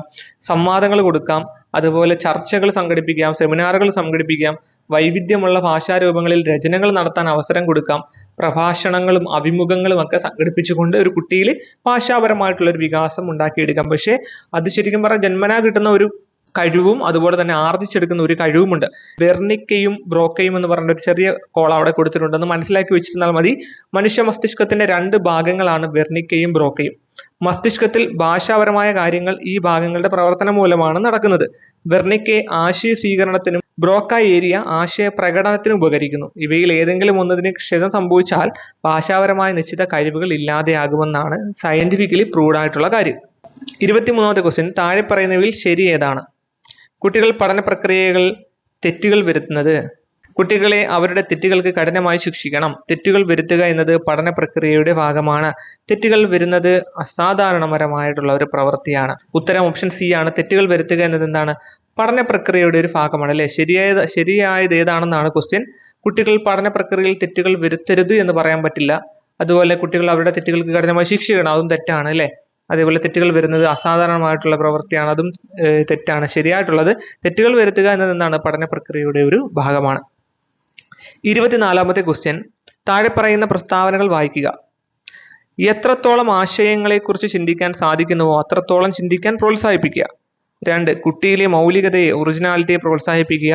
3 നിശ്ചിതമായതും കർക്കശമായതുമായ പ്രവൃത്തി സമ്പ്രദായങ്ങൾ നൽകുക. 4 സ്കൂളിലെ മാർക്കുകൾക്ക് അധിക പ്രാധാന്യം നൽകുക. ഇവയിൽ ഏതൊക്കെയാണ് കുട്ടികളിലെ സർഗപരതയെ, ക്രിയേറ്റിവിറ്റിയെ പരിപോഷിപ്പിക്കാൻ ഒരു ടീച്ചറിന് ചെയ്യാൻ സാധിക്കുന്നത്? ഇവിടെ 4 ഓപ്ഷനകത്ത് ഓപ്ഷൻ എ പറയുന്ന 1ഉം 2ഉം, ഓപ്ഷൻ ബി 3ഉം 4ഉം, ഓപ്ഷൻ സി 3 മാത്രം, ഓപ്ഷൻ ഡി 4 മാത്രം. അപ്പൊ ഇവിടെ ഉത്തരം കാണുമ്പോൾ തന്നെ നമുക്ക് മനസ്സിലായി ഓപ്ഷൻ എ ആണ് ഉത്തരം എന്ന് പറയുന്നത്. 1ഉം 2ഉം ആണ് അല്ലെ. ഒരു കുട്ടിയുടെ ക്രിയേറ്റിവിറ്റിയെ പരിപോഷിക്കാൻ ഒരു ടീച്ചറിന് ചെയ്യാൻ പറ്റുന്നത് 1ഉം 2ഉം. അതായത് ഒന്നാമത്തെ പ്രസ്താവന, എത്രത്തോളം ആശയങ്ങളെക്കുറിച്ച് ചിന്തിക്കാൻ സാധിക്കുന്നുവോ അത്രത്തോളം ചിന്തിക്കാൻ പ്രോത്സാഹിപ്പിക്കുക. അതേപോലെ 2 കുട്ടിയിലെ മൗലികതയെ, ഒറിജിനാലിറ്റിയെ പ്രോത്സാഹിപ്പിക്കുക. ഇത് രണ്ടുമാണ് ഇവിടെ ശരിയെന്ന് പറയുന്നത്. അതിൽ നിശ്ചിതമായതും കർക്കശമായതുമായിട്ടുള്ള പ്രവർത്തന സമ്പ്രദായം നൽകുക, സ്കൂളിൽ മാർക്കുകൾക്ക് അധിക പ്രാധാന്യം, അതൊക്കെ എന്താണ്? ഒരു കുട്ടിയുടെ ക്രിയേറ്റിവിറ്റിയെ ഒരു കാരണവശാലും പ്രോത്സാഹിപ്പിക്കുന്നില്ല. ഈ സർഗാത്മകത അല്ലെങ്കിൽ ക്രിയേറ്റിവിറ്റി എന്ന് പറഞ്ഞാൽ എന്താണ്? സർഗപരമായിട്ടുള്ള കഴിവ് എല്ലാ വ്യക്തികളിലും ഉണ്ട് അല്ലെ. അതിൽ ഏറ്റക്കുറച്ചിലുകൾ ഉണ്ടാകുമെന്ന് മാത്രമേ ഉള്ളൂ. അവയുടെ മേഖലകളും വ്യത്യസ്തമായിരിക്കും. പാരമ്പര്യ ഘടകങ്ങളും അതുപോലെ തന്നെ സർഗപരമായ പരിസരവും സർഗാത്മകതയേറെ സ്വാധീനിക്കുന്ന ഘടകമാണ്. ഒരു സംഗീതജ്ഞന്റെ മകൻ സംഗീതത്തോട് ആഭിമുഖ്യം ഉണ്ടാകുന്ന പാരമ്പര്യത്തിന്റെ ഉടമയാണ് അല്ലേ. നമുക്കറിയാവുന്ന ആളുകൾ തന്നെ ഇവിടെ ഉത്തരമായിട്ട് നമുക്ക് മനസ്സിൽ വരുന്നുണ്ട്. സംഗീതവും താളവും മേളവും ഒക്കെ നിത്യേന കണ്ടും കേട്ടും അറിഞ്ഞും വളരുന്ന ഒരു അന്തരീക്ഷത്തിൽ കുട്ടിക്ക് സർഗപരമായ ഒരു പരിസരം ലഭ്യമാവും. ഇങ്ങനെയുള്ള ഒരു സാഹചര്യത്തിൽ സ്വയം പ്രകാശത്തിന്, സെൽഫ് റിഫ്ലക്ഷന് ധാരാളം അവസരങ്ങൾ കൈവരുന്നു. അതിലൂടെ ആത്മസാക്ഷാത്കാരം, സെൽഫ് ആക്ച്വലൈസേഷൻ എന്നൊരു സർഗാത്മകതയുടെ ഉയർന്ന തലത്തിലെത്താനും കുട്ടിക്ക് കഴിയും. ഇത്തരത്തിൽ സ്വയം പ്രകാശനത്തിന്റെയും ആത്മസാക്ഷാത്കാരത്തിന്റെയും മേളനമാണ് സർഗാത്മകത അല്ലെങ്കിൽ ക്രിയേറ്റിവിറ്റി എന്ന് പറയുന്നത്. അതിന് കുറെ നിർവചനങ്ങളൊക്കെ ഉണ്ട്. പൂർണ്ണമായോ ഭാഗികമായോ ഉള്ള ഒരു പുതുമയുടെ നിർമ്മിതിയാണ് സർഗവരത എന്ന് പറഞ്ഞ ഒരു സൈക്കോളജിസ്റ്റ്, രണ്ട് സൈക്കോളജിസ്റ്റുകളെ പറഞ്ഞിട്ടുണ്ട്. സ്റ്റാഗ്നറും കാർവോസ്കിയും എന്ന് പറയുന്ന ഈ രണ്ട് സൈക്കോളജിസ്റ്റുകളും ഇത്തരത്തിലൊരു ക്രിയേറ്റിവിറ്റിയെ കുറിച്ച് ഇത്തരത്തിലൊരു ഡെഫിനിഷൻ കൊടുത്തിട്ടുണ്ട്. പൂർണ്ണമായോ ഭാഗികമായോ ഉള്ള ഒരു പുതുമയുടെ നിർമ്മിതിയാണ് സർഗവരത. സ്റ്റാഗ്നർ ആൻഡ് കാർവോസ്കി. പുതിയതോ പുതുമയുള്ളതോ ആയ ഒരു ആശയത്തെയോ വസ്തുവിനെയോ സൃഷ്ടിക്കാനോ കണ്ടെത്താനോ ഒരു വ്യക്തിക്കുള്ള ശേഷിയാണ് സർഗപരത എന്ന് പറഞ്ഞത് ഗിൽഫോർഡാണ്. ഗിൽഫോർഡ് എന്ന് പറയുന്ന സൈക്കോളജിസ്റ്റ് പറഞ്ഞിട്ടുള്ളതാണ് പുതിയതോ പുതുമയുള്ളതോ ആയ ഒരു ആശയത്തെയോ വസ്തുവിനെയോ സൃഷ്ടിക്കാനോ കണ്ടെത്താനോ ഉള്ള ഒരു വ്യക്തിയുടെ ശേഷിയാണ് സർഗപരത എന്ന് പറയുന്നത് ഗിൽഫോർഡാണ്. അതേപോലെ ഈ സർഗാത്മകതയുടെ അടിസ്ഥാന ഘടകങ്ങൾ ഒന്ന് മനസ്സിലാക്കിയേക്കണം. ഒന്ന് വാചാലതയാണ്, ഫ്ലുവൻസിയാണ് അല്ലെ, വാക്ചാതുര്യം, ആശയപുടത, പ്രകടനപരത, സംയോജന നൈപുണ്യം, ഇതൊക്കെ എന്താണ് വാചാലതയിൽ ഉൾപ്പെടുന്നതാണ്. അപ്പൊ സർഗാത്മകയുടെ അടിസ്ഥാന ഘടകങ്ങളിൽ പെടാത്തത് എന്ന് വേണമെങ്കിൽ ഒരു ക്വസ്റ്റ്യൻ വരാം. അപ്പൊ വാചാലത സർഗാത്മകയുടെ അടിസ്ഥാന ഘടകമാണെന്ന് മനസ്സിലാക്കണം. ഡൈവർജന്റ് തിങ്കിങ്, വിവ്രജിത ചിന്തനം, ഇതുവരെ ആരും സ്വീകരിച്ചിട്ടില്ലാത്ത ഒരു പ്രശ്ന പരിഹാര മാർഗത്തിലൂടെ സഞ്ചരിക്കുന്നതിനുള്ള ശേഷിയാണ് വിവ്രജിത ചിന്തനം അല്ലെങ്കിൽ ഡൈവർജന്റ് തിങ്കിങ് എന്ന് പറയുന്നത്. ഫ്ലുവൻസി, ഇപ്പം നേരത്തെ പറഞ്ഞ പോലെ വാചാലത അല്ലെങ്കിൽ പടുത, അയവ്, ഫ്ലെക്സിബിലിറ്റി, മൗലികത, ഒറിജിനാലിറ്റി, വിപുലീകരണം, ഇലാബറേഷൻ എന്നിവയെല്ലാം വിവ്രജിത ചിന്തയിൽ അന്തർഭവിച്ചിരിക്കുന്നു. അപ്പൊ ഇതെല്ലാം വിവ്രജിത ചിന്തനത്തിൽ വരുന്നതാണ്. ഏതൊക്കെ? ഫ്ലുവൻസി ഉണ്ട്, അല്ലെങ്കിൽ പടുത അല്ലെങ്കിൽ വാചാലത, അയവ്, ഫ്ലെക്സിബിലിറ്റി, മൗലികത, ഒറിജിനാലിറ്റി, വിപുലീകരണം, ഇലാബറേഷൻ, ഇവയെല്ലാം എന്താണ്? വിവ്രജിത ചിന്തനത്തിൽ അന്തർഭവിച്ചിട്ടുള്ള കാര്യങ്ങളാണ്. വിവ്രജിത ചിന്തനം അല്ലെങ്കിൽ ഡൈവർജന്റ് തിങ്കിങ് ഇതുവരെ ആരും സ്വീകരിച്ചിട്ടില്ലാത്ത ഒരു പ്രോബ്ലം സോൾവിംഗ് മെത്തേഡ്. അതേപോലെ പ്രോബ്ലം സോൾവിംഗ് എബിലിറ്റി, പ്രശ്നപരിഹരണ ശേഷി. പ്രശ്നപരിഹരണത്തിനുള്ള കഴിവ് എല്ലാ വ്യക്തികളിലും ഒരേ രീതിയിലല്ല കാണാൻ കഴിയുന്നത്. ഒരു പരിധിവരെ പരിശീലനം കൊണ്ട് ഇത് മെച്ചപ്പെടുത്താൻ കഴിയും. അതേപോലെ ഇൻഡ്യൂഷൻ ഉണ്ട്, ഉൾക്കാഴ്ചയുണ്ട്. സർഗാത്മകതയെ വളരെയേറെ സ്വാധീനിക്കുന്ന ഘടകമാണ് ഉൾക്കാഴ്ച എന്ന് പറയുന്നത്. അന്വേഷണത്തിന്റെയോ പരീക്ഷണത്തിന്റെയോ ചിന്തയുടെയോ ഒരു ഘട്ടത്തിലായിരിക്കും ഇത് സഹായകമാകുന്നത് എന്ന് പറയുന്നത് ഉൾക്കാഴ്ച. അതേപോലെ മൗലികത, ഒറിജിനാലിറ്റി, മറ്റുള്ളവരിൽ നിന്നും തീർത്തും വ്യത്യസ്തമായ രീതിയിൽ പ്രതികരിക്കുന്നതിനുള്ള ഒരു കഴിവിനെയാണ് മൗലികത എന്ന് പറയുന്നത്. മറ്റുള്ളവരിൽ നിന്നും തീർത്തും വ്യത്യസ്തമായ രീതിയിൽ എന്ത് ചെയ്യുന്നു? പ്രതികരിക്കാനുള്ള ഒരു കഴിവിനെയാണ് മൗലികത അല്ലെങ്കിൽ ഒറിജിനാലിറ്റി എന്ന് പറയുന്നത്. ഇത് തന്നെയാണ് ഒരു വ്യക്തിയെ മറ്റ് വ്യക്തികളിൽ നിന്ന് വ്യത്യസ്തമാക്കുന്നത്. അപ്പോൾ മൗലികത എന്താണെന്ന് മനസ്സിലായല്ലോ. അപ്പൊ ഈ 5 കാര്യങ്ങളാണ് സർഗാത്മകതയുടെ അടിസ്ഥാന ഘടകങ്ങൾ, ക്രിയേറ്റിവിറ്റിയുടെ അടിസ്ഥാന ഘടകങ്ങളാണ്. ഒന്ന് ഫ്ലുവൻസി, വാചാലത. 2 ഡൈവർജന്റ് തിങ്കിങ്, വിവ്രജിത ചിന്തനം. പ്രശ്നപരിഹരണ ശേഷി, ഉൾക്കാഴ്ച, ഇൻഡ്യൂഷൻ അല്ലെങ്കിൽ അതുപോലെ തന്നെ മൗലികത, ഒറിജിനാലിറ്റി. അതേപോലെ ഈ സർഗാത്മകതയുടെ 4 ഘട്ടങ്ങൾ ഒന്ന് മനസ്സിലാക്കി വെച്ചേക്കണം. സർഗാത്മകതയുടെ പ്രധാനപ്പെട്ട 4 ഘട്ടങ്ങൾ എന്ന് പറയുന്നത് ഒന്ന് സജ്ജീകരണമാണ്, പ്രിപ്പറേഷൻ ആണ്. ഈ ഘട്ടത്തിൽ പ്രശ്നം അപഗ്രഥിക്കുകയാണ്, ഇവ പരിഹരിക്കുന്നതിനുള്ള പ്രവർത്തന പദ്ധതി ആവിഷ്കരിക്കുന്നു. 2 ഉദ്ഭവനം അല്ലെങ്കിൽ അടയിരിക്കൽ, ഇൻക്യുബേഷൻ എന്നൊക്കെ പറയത്തില്ലേ നമ്മൾ, കോഴികൾ അടയിരിക്കുക, ഇൻക്യുബേഷൻ, അത് തന്നെ ഉദ്ഭവനം അല്ലെങ്കിൽ അടയിരിക്കൽ. പ്രശ്നം തൽക്കാലം മാറ്റിവെച്ച് മനസ്സിനെ മറ്റെന്തിലേക്കെങ്കിലും വ്യാപരിക്കുന്ന ഒരു പ്രവൃത്തിരഹിതമായിട്ടുള്ളൊരു ഘട്ടമാണ് ഉദ്ഭവനം അല്ലെങ്കിൽ അടയിരിക്കൽ എന്ന് പറയുന്നത്, ഇൻക്യുബേഷൻ. അതായത് ഈ ഒരു ഘട്ടത്തിൽ പ്രശ്നപരിഹരണം ഉടനടി ഉണ്ടാകണമെന്നില്ല, എന്നാൽ ശേഖരിച്ച വസ്തുക്കൾ ബോധമനസ്സിന്റെ അടിത്തട്ടിൽ സമാഹരിച്ച് വെക്കുന്നുണ്ടാകും. അബോധ മനസ്സ് അന്വേഷണം തുടങ്ങുകയും പ്രശ്ന നിർദ്ധാരണത്തിനുള്ള ചില സൂചനകളൊക്കെ നൽകുകയും ചെയ്യും. അടുത്ത ഘട്ടമാണ് പ്രകാശനം അല്ലെങ്കിൽ ഇലൂമിനേഷൻ. പെട്ടെന്നൊരു ഉൾവിളി പോലെ പ്രശ്നപരിഹാര മാർഗം മനസ്സിലേക്ക് ഓടിയെത്തുന്നതിനെയാണ് പ്രകാശനം എന്ന് പറയുന്നത്. 4 വിലയിരുത്തൽ, വെരിഫിക്കേഷൻ. ഈ ഘട്ടത്തിൽ ഉൾക്കാഴ്ചയിലൂടെ കണ്ടെത്തിയ പരിഹാരം ശരി തന്നെയാണോ എന്ന് നിർണ്ണയിക്കാൻ വേണ്ടി അതിനെ പരിശോധിക്കുന്നു, വീണ്ടും ചിന്തിക്കുകയും എത്തിച്ചേർന്ന നിഗമനത്തിൽ പരിഷ്കരിക്കുകയും മിനുക്കുകയും ഒക്കെ ചെയ്യുന്നു. അപ്പം ഈ ഘട്ടങ്ങളൊന്ന് മനസ്സിലാക്കി വെച്ചേക്കാൻ. സർഗാത്മകതയുടെ ഘട്ടങ്ങൾ 4 ഒന്ന് സജ്ജീകരണം അല്ലെങ്കിൽ പ്രിപ്പറേഷൻ, 2 ഉദ്ഭവനം അല്ലെങ്കിൽ അടയിരിക്കൽ, ഇൻക്യുബേഷൻ, 3 പ്രകാശനം അല്ലെങ്കിൽ ഇലൂമിനേഷൻ, 4 വിലയിരുത്തൽ അല്ലെങ്കിൽ വെരിഫിക്കേഷൻ. നമുക്കൊരു കുട്ടിയിൽ സർഗാത്മകത പരിപോഷിപ്പിക്കാൻ വേണ്ടി ചെയ്യാവുന്ന മാർഗങ്ങൾ എന്തെല്ലാമാണെന്ന് ചോദിച്ചാൽ, ഒന്ന് വൈവിധ്യമാർന്നുള്ള പ്രവർത്തനങ്ങൾക്ക് അവസരം കൊടുക്കുക. ഇത് കാണുമ്പോൾ തന്നെ നമുക്കറിയാമല്ലോ, വൈവിധ്യമാർന്നിട്ടുള്ള പ്രവർത്തനങ്ങൾ കുട്ടികൾക്ക് അവസരം ഉണ്ടായി കൊടുത്താൽ അവരുടെ ക്രിയേറ്റിവിറ്റി വളരും. അതുപോലെ അന്വേഷണ ത്വരയെ പ്രോത്സാഹിപ്പിക്കുക അല്ലെ, അപ്പോൾ അവരെ സർഗാത്മകത, ക്രിയേറ്റിവിറ്റി കൂടും. ആത്മാവിഷ്കാരത്തിന് അവസരം കൊടുക്കണം, അപ്പോഴും അവരുടെ സർഗാത്മകതയ്ക്ക് എന്ത് സംഭവിക്കും? നല്ലൊരു ചേഞ്ച് ഉണ്ടാവും. സർഗാത്മകത കുട്ടികൾ ഒരു സർഗാത്മകത ഉണ്ടായി വരാൻ അതിനും ഈ 3 കാര്യങ്ങൾ അവസരം ഉണ്ടായി കൊടുക്കുകയാണ് ചെയ്യുന്നത്. 25ാമത്തെ ക്വസ്റ്റ്യൻ, പഠനത്തെ സ്വാധീനിക്കുന്ന വ്യക്തിപരമായ ഘടകത്തെ തിരിച്ചറിയുക. വിദ്യാലയം, മാധ്യമങ്ങൾ, അധ്യാപകർ, ബുദ്ധിശക്തി. ഓപ്ഷൻ ഡി ആണ് ഇവിടെ ഉത്തരം. ബുദ്ധിശക്തിയാണ് ഇവിടെ ഉത്തരം അല്ലെ. പഠനത്തെ സ്വാധീനിക്കുന്ന വ്യക്തിപരമായ ഒരു ഘടകമാണ് ഇതെന്ന് പറയുന്നത് പേഴ്സണൽ ഫാക്ടർ ആണ് ഇതെന്ന് പറയുന്നത്. ബുദ്ധിശക്തി അഥവാ ഇന്റലിജൻസ് എന്ന് പറയുന്നത്. ബാക്കിയെല്ലാം എന്താണ്? വിദ്യാലയവും മാധ്യമങ്ങളും അധ്യാപകരും ഒക്കെ വ്യക്തിപരമായിട്ടുള്ള ഒരു ഘടകമല്ല. അത് വെളിയിൽ നിന്നും ഒരു കുട്ടിയുടെ പഠനത്തെ സ്വാധീനിക്കുന്ന വെളിയിൽ നിന്നുള്ള ഫാക്ടേഴ്സാണ് എന്ന് പറയുന്നത് വിദ്യാലയവും മാധ്യമങ്ങളും അധ്യാപകരും ഒക്കെ. 26ാമത്തെ ക്വസ്റ്റ്യൻ, താഴെ പറയുന്നവയിൽ പഠനത്തിന്റെ സ്വഭാവ സവിശേഷത അല്ലാത്തതിനെ കണ്ടെത്തുക. താഴെ പറയുന്നവയിൽ പഠനത്തിന്റെ സവിശേഷത അല്ലാത്തതിനെ കണ്ടെത്താനാണ് ക്വസ്റ്റ്യൻ. പഠനത്തിൽ വർത്തന വ്യതിയാനങ്ങൾ ഉൾപ്പെടുന്നു. പഠനത്തിൽ വർത്തന വ്യതിയാനങ്ങൾ നടക്കുന്നത് പരിശീലനത്തിലൂടെയോ അനുഭവത്തിലൂടെയോ ആണ്. പഠനത്തിൽ വർത്തന വ്യതിയാനങ്ങൾ നടക്കുന്നത് പരിപക്വനത്തിന്റെയും വികാസത്തിന്റെയും ഫലമാണ്. പഠനത്തിൽ സംഭവിക്കുന്ന വർത്തന വ്യതിയാനങ്ങൾ താരതമ്യേന സ്ഥിരമാണ്. ഓപ്ഷൻ നല്ലതുപോലെ വായിച്ചു നോക്കണം. ഇവിടെ അല്ലാത്തതിനെ കണ്ടെത്തുക, പഠനത്തിന്റെ സവിശേഷത അല്ലാത്തതിനെ കണ്ടെത്തുക. ഓപ്ഷൻ സി ആണ് ഇവിടെ ഉത്തരം. പഠനത്തിൽ വർത്തന വ്യതിയാനങ്ങൾ നടക്കുന്നത് പരിപക്വനത്തിന്റെയും വികാസത്തിന്റെയും ഫലമാണ്. ഈ പഠനത്തെ സംബന്ധിച്ച് വിവിധ കാലഘട്ടങ്ങളിൽ വ്യത്യസ്ത കാഴ്ചപ്പാടുകളെ രൂപപ്പെട്ടിട്ടുണ്ട്. പഠനത്തിലൂടെ നൈപുണികൾ സ്കിൽസ് വികസിക്കുന്നതോടൊപ്പം മാറുന്ന ലോക സാഹചര്യങ്ങൾക്കനുസരിച്ചുകൊണ്ട് പരുവപ്പെടാനുമുള്ള ഒരു കഴിവ് ലഭ്യമാകുന്നു.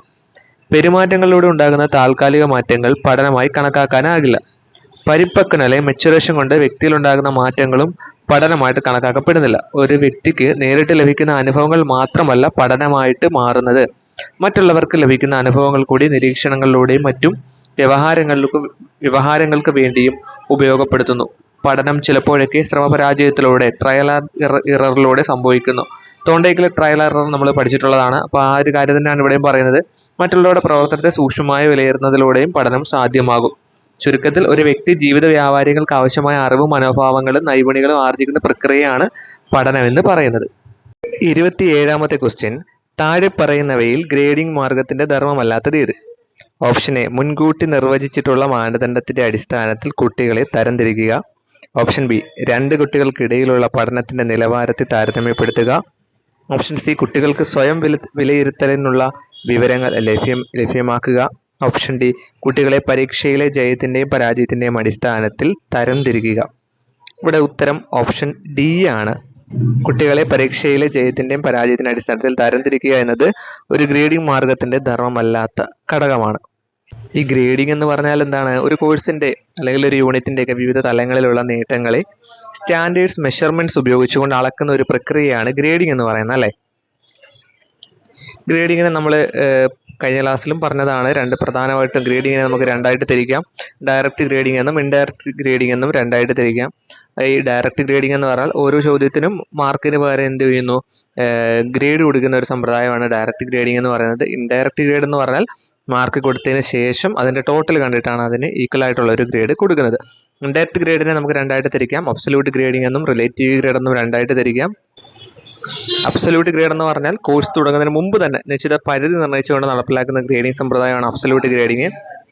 റിലേറ്റീവ് ഗ്രേഡ് എന്ന് പറഞ്ഞാൽ ക്ലാസ്സിൽ മറ്റു കുട്ടികളെ കമ്പയർ ചെയ്തുകൊണ്ട് അല്ലെങ്കിൽ ആ ഒരു എക്സാം അറ്റൻഡ് ചെയ്ത മറ്റു കുട്ടികളെ കമ്പയർ ചെയ്തിട്ട് ആ ഒരു എക്സാം കഴിഞ്ഞ് കുട്ടികൾക്ക് മാർക്ക് കിട്ടിയതിന് ശേഷം ഏതൊക്കെ മാർക്കിനിടയിൽ കിട്ടിയവർക്കാണ് ഏതൊക്കെ ഗ്രേഡ് കൊടുക്കണം എന്ന് തീരുമാനിക്കുന്നതിനെയാണ് റിലേറ്റീവ് ഗ്രേഡിംഗ് എന്നൊക്കെ പറയുന്നത്.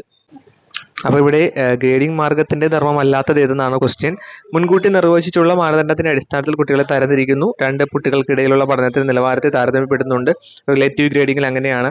അതുപോലെ കുട്ടികൾക്ക് സ്വയം വിലയിരുത്താനുള്ള വിവരങ്ങൾ ലഭ്യമാകുന്നുണ്ട്. പക്ഷേ കുട്ടികളെ പരീക്ഷയിൽ ജയത്തിനും പരാജയത്തിൻ്റെ അടിസ്ഥാനത്തിൽ തരംതിരിക്കുന്നത് ഗ്രേഡിംഗ് മാർഗത്തിന്റെ ധർമ്മമല്ലാത്ത ഘടകമാണ്. 28ാമത്തെ ക്വസ്റ്റ്യൻ, ചാർലി ചാപ്ലിൻ അദ്ദേഹത്തിന്റെ നർമ്മബോധത്തിന് പ്രശസ്തനാണ്. ആൽപോർട്ടിന്റെ അഭിപ്രായത്തിൽ ഇത് എന്തിന്റെ ഉദാഹരണമാണ്? ഓപ്ഷൻ എ, മുഖ്യ സവിശേഷകം കാർഡിനൽ ട്രൈറ്റ്. ഓപ്ഷൻ ബി, മധ്യമ സവിശേഷകം സെൻട്രൽ ട്രൈറ്റ്. ഓപ്ഷൻ സി, സ്രോത സവിശേഷകം സർഫസ് ട്രൈറ്റ്. ഓപ്ഷൻ ഡി, ദ്വിതീയ സവിശേഷകം സെക്കൻഡറി ട്രൈറ്റ്.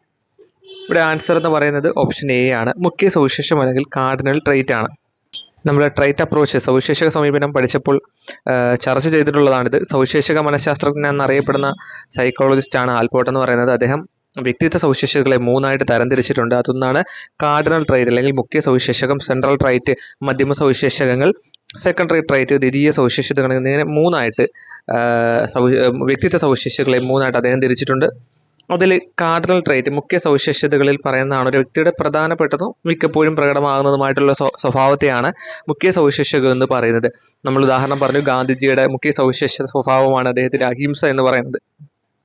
അതുപോലെ ഹിറ്റ്ലറിന്റെ സ്വേച്ഛാധിപത്യം അദ്ദേഹത്തിന്റെ ഒരു മുഖ്യ സവിശേഷകമാണ്. ചാർലി ചാപ്ലിന്റെ ഫലിതബോധം എന്ന് പറയുന്നത് അദ്ദേഹത്തിന്റെ മുഖ്യ സവിശേഷതയാണ്. ടെററിസ്റ്റിന്റെ അക്രമരാഹിത്യം എന്ന് പറയുന്നത് അവരുടെ മുഖ്യ സവിശേഷതയാണ്. സെൻട്രൽ ട്രൈറ്റ് അല്ല മധ്യമ സവിശേഷകം എന്ന് പറഞ്ഞാൽ ഒരു വ്യക്തിയിൽ പ്രകടമായിട്ട് കാണാവുന്ന ഏതാനും സ്വഭാവ സവിശേഷതകളെയാണ് സെൻട്രൽ ട്രൈറ്റ് അല്ലെങ്കിൽ മധ്യമ സവിശേഷതകൾ എന്ന് പറയുന്നത്. അതിൽ ഉദാഹരണമായിട്ട് നമ്മൾ സെൽഫിഷ് സ്വാർത്ഥത പറഞ്ഞു, അതുപോലെ വിശ്വാസ്യത പറഞ്ഞു, വിധേയത്വം പറഞ്ഞിട്ടുള്ളതാണ്, പഠിച്ചിട്ടുള്ളതാണ്. പിന്നീട് സെക്കൻഡറി ട്രൈറ്റ് ദ്വിതീയ സവിശേഷത എന്ന് പറഞ്ഞാൽ ഒരാളിൽ ചില പ്രത്യേക സന്ദർഭങ്ങളിൽ മാത്രം കാണുന്ന സവിശേഷതയാണ് ദ്വിതീയ സവിശേഷതകൾ എന്ന് പറയുന്നത്. ഇവിടെ നമുക്ക് അറിയാം ചാർലി ചാപ്ലിൻ്റെ ധർമ്മബോധം ഫലിതം അദ്ദേഹം മുഖ്യ സവിശേഷകത്തിന് അല്ലെങ്കിൽ കാർഡിനൽ ട്രൈറ്റിന് ഉദാഹരണമാണ്. 29ാമത്തെ ക്വസ്റ്റ്യൻ, താഴെ പറയുന്നവയിൽ പഠന വൈകല്യത്തിന് ലക്ഷണമല്ലാത്തത് ഏതാണ്? വായനാ വൈകല്യം, ഗണിത വൈകല്യം, സംസാര ഭാഷാ അപകീർത്തന വൈകല്യം, ബുദ്ധിപരമായ വൈകല്യം. ഓപ്ഷൻ കാണുമ്പോൾ തന്നെ അറിയാം നമുക്ക് ഓപ്ഷൻ ഡി ആണ് ഉത്തരം. ബുദ്ധിപരമായ വൈകല്യം എന്ന് പറയുന്നത് ഒരു പഠന വൈകല്യമല്ല അല്ലേ. ബാക്കി വായനാ വൈകല്യം നമ്മൾ എന്താണ് പഠിച്ചിട്ടുണ്ട്, ഗണിത വൈകല്യം ഒക്കെ നമ്മൾ പഠിച്ചതാണ് അല്ലേ. ഡിസ്ലെക്സിയ, ഡിസ്ഗ്രാഫിയ, ഡിസ്കാൽക്കുലിയ ഒക്കെ നമ്മൾ പഠിച്ചിട്ടുള്ളതാണ്. പക്ഷേ 30ാമത്തെ ക്വസ്റ്റ്യൻ, ഒരു വ്യക്തിയുടെ സ്വഭാവത്തെ ലക്ഷ്യപ്രാപ്തിയിലേക്ക് നയിക്കുന്ന പ്രക്രിയയാണ് ഡാഷ്. അഭിപ്രേരണ, മോട്ടിവേഷൻ ഉണ്ട്, അവബോധം കൊഗ്നിഷൻ ഉണ്ട്, വികാരം ഇമോഷൻ ഉണ്ട്, വിധിന്യായം ജഡ്ജ്മെന്റ് ഉണ്ട്. ഒരു വ്യക്തിയുടെ സ്വഭാവത്തെ ലക്ഷ്യപ്രാപ്തിയിലേക്ക് നയിക്കുന്ന ഒരു പ്രക്രിയ അറിയപ്പെടുന്നത് എന്താണ്? ഓപ്ഷൻ എ ആണ് ഉത്തരം, അഭിപ്രേരണ അല്ലെങ്കിൽ മോട്ടിവേഷൻ ആണ്. അഭിപ്രേരണയെ കുറിച്ച് അല്ലെങ്കിൽ മോട്ടിവേഷനെ കുറിച്ച് പറയുമ്പോൾ നമുക്കിങ്ങനെ വിശേഷിപ്പിക്കാം. അപകടം പതിയിരിക്കുന്ന പാറക്കെട്ടുകളിലൂടെ തളരാതെ മുന്നേറുന്ന ടെൻസിങ്ങും ഹിലാരിയും കൊട്ടാര സമാനമായ വീടും AC-യും ഉപേക്ഷിച്ചുകൊണ്ട് രോഗബാധിതനായിട്ടും ഹിമാലയം കടന്ന് റഷ്യ വഴി ജർമ്മനിയിലെത്തി IN രൂപീകരിച്ച് സ്വയം രാഷ്ട്രത്തിന് സമർപ്പിച്ച സുഭാഷ് ചന്ദ്രബോസ്. തങ്ങളുടെ ആരോഗ്യത്തെ പ്രതികൂലമായി ബാധിക്കുമെന്ന് അറിഞ്ഞിട്ടും പരീക്ഷണശാലയിൽ പ്രവർത്തനങ്ങളിൽ വ്യാപൃതരായ മാഡം ക്യൂറിയും പിയറി ക്യൂറിയും. എന്തുകൊണ്ടായിരിക്കാം ഇത്ര ത്യാഗം അനുഭവിച്ചും തങ്ങളുടെ പ്രവൃത്തികളുടെ വരുമരായ്മകളെക്കുറിച്ച് ആലോചിക്കാതെ അവർ കർമ്മനിരതരാകാൻ കഴിഞ്ഞത്? എന്തിനേറെ സാധാരണക്കാരന്റെ പ്രവൃത്തിയിൽ പോലും അവരുടെ പ്രവർത്തനങ്ങളിലേക്ക് നയിക്കുന്ന ഒരു ഘടകത്തെ അഥവാ ശക്തിയെ കാണാൻ നമുക്ക് കഴിയും. ജീവജാലങ്ങളെയും മനുഷ്യരെയും ഏതെങ്കിലും ഒരു പ്രവൃത്തിയിൽ ഏർപ്പെടാൻ പ്രേരിപ്പിക്കുന്ന ഇത്തരം ശക്തി വിശേഷത്തെയാണ് അഭിപ്രേരണ അല്ലെങ്കിൽ മോട്ടിവേഷൻ എന്ന് പറയുന്നത്. ഇങ്ങനെയാണ് നമ്മുടെ ടെക്സ്റ്റിൽ നമുക്ക് കൊടുത്തിട്ടുള്ളത്. ബൂട്ട്സ് എന്ന് പറയുന്ന സൈക്കോളജിസ്റ്റ് അഭിപ്രേരണ അല്ലെങ്കിൽ മോട്ടിവേഷനെ കുറിച്ച് കൊടുത്തിട്ടുള്ള ഒരു ചെറിയ തോട്ട് അവിടെ കൊടുത്തിട്ടുണ്ട്. മനുഷ്യ സ്വഭാവത്തെ ശക്തിപ്പെടുത്തുകയും നിലനിർത്തുകയും ലക്ഷ്യപ്രാപ്തിക്ക് വേണ്ടി വ്യക്തിയെ സജ്ജമാക്കി നിർത്തുകയും ചെയ്യുന്ന പ്രക്രിയയാണ് അഭിപ്രേരണ എന്ന് പറഞ്ഞിട്ടുള്ള വ്യക്തിയാണ് ബൂട്ട്സിൻ. അതൊന്ന് ജസ്റ്റ് മനസ്സിലാക്കി വെച്ചേക്കുക.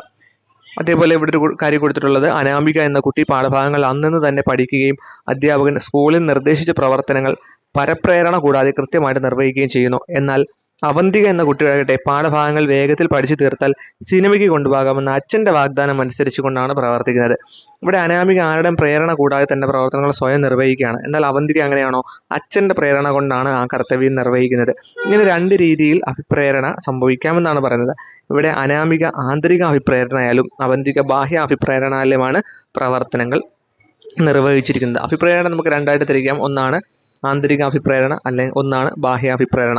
ആന്തരിക അഭിപ്രേരണ എന്ന് പറഞ്ഞാൽ നമുക്ക് ഉള്ളിൽ തോന്നി, നമ്മുടെ മനസ്സുകൊണ്ട് തോന്നി നമുക്ക് ലക്ഷ്യം ഉണ്ടായിട്ട് നമ്മൾ ചെയ്യുന്നതാണ് ആന്തരിക അഭിപ്രേരണ. എന്നാൽ മറ്റൊരു ഓഫറോ അല്ലെങ്കിൽ എന്തെങ്കിലും കിട്ടുമെന്ന് അറിഞ്ഞിട്ട് ഒരു പ്രതിഫലം ഇച്ഛിച്ചുകൊണ്ട് എന്ത് ചെയ്യുന്നു, ആ ഒരു കാര്യം ചെയ്യാൻ ശ്രമിക്കുന്നതിനാണ് ബാഹ്യാഭിപ്രേരണ എന്ന് പറയുന്നത്. ആന്തരിക അഭിപ്രേരണ എന്ന് പറഞ്ഞാൽ പ്രകൃതിദത്തമായിട്ടുള്ള അഭിപ്രേരണ എന്ന പേരിലും ആന്തരിക അഭിപ്രേരണ അറിയപ്പെടുന്നുണ്ട്. ഇതാകട്ടെ ഒരാളുടെ ഉള്ളിൽ നിന്ന് വരുന്നതാണ്. ദൃശ്യമായ ബാഹ്യ പ്രോത്സാഹനങ്ങളല്ല ഒരാളെ പ്രവർത്തന നിരതമാക്കുന്നതെങ്കിൽ അയാളിൽ ആന്തരികമായ അഭിപ്രേരണയാണ് വർത്തിക്കുന്നതെന്ന് കാണാനാകും. ഇവിടെ പ്രവൃത്തിയിലും ലക്ഷ്യപൂർത്തീകരണവും ഒരേപോലെ ആനന്ദകരമായിട്ട് ഭവിക്കുന്നു. ബാഹ്യാഭിപ്രേരണ എന്ന് പറഞ്ഞാൽ ഒരാളുടെ പ്രവൃത്തി ബാഹ്യമായ സമ്മാനങ്ങളാലോ നേട്ടങ്ങളാലോ അംഗീകാരങ്ങളാലോ നിയന്ത്രിക്കപ്പെടുമ്പോൾ അതിനെ ബാഹ്യ അഭിപ്രേരണ എന്ന് പറയുന്നു. അപ്പം ഇത്രയും നമ്മൾ നോക്കിയത് പ്രധാനപ്പെട്ട 30 ക്വസ്റ്റ്യൻസും അതിൻ്റെ അനുബന്ധ വിവരങ്ങളുമാണ്. ഈ ഒരു ക്ലാസ്സിൽ ഇന്ന് പഠിപ്പിച്ചിട്ടുള്ള കാര്യങ്ങളെല്ലാം നിങ്ങൾക്ക് പ്രയോജനപ്പെട്ടു എന്ന് ഞാൻ കരുതുകയാണ്, വിശ്വസിക്കുകയാണ്. ഇപ്പോൾ നിങ്ങൾ പ്രയോജനപ്പെട്ടുവെങ്കിൽ, സബ്സ്ക്രൈബ് ചെയ്യാത്തവരാണെങ്കിൽ നിങ്ങൾ സബ്സ്ക്രൈബ് ചെയ്യുക, എന്നെങ്കിൽ മാത്രമേ നിങ്ങൾക്ക് ക്ലാസ്സിൻ്റെ കാര്യങ്ങൾ നോട്ടിഫിക്കേഷനൊക്കെ കിട്ടുകയുള്ളൂ. അതുപോലെ തന്നെ മറ്റുള്ള കൂട്ടുകാരിലേക്ക്, നിങ്ങൾ പഠിക്കുന്ന, നിങ്ങളുടെ കൂടെ തന്നെ വർക്ക് ചെയ്യുന്ന, പഠിക്കുകയൊക്കെ ചെയ്യുന്ന മറ്റുള്ള കൂട്ടുകാരിലേക്കും ചെയ്യുക. ഇതൊക്കെ ഷെയർ ചെയ്ത് കൊടുക്കുക. ഓക്കെ, മറ്റൊരു ക്ലാസ്സുമായി നമുക്ക് വീണ്ടും കാണാം.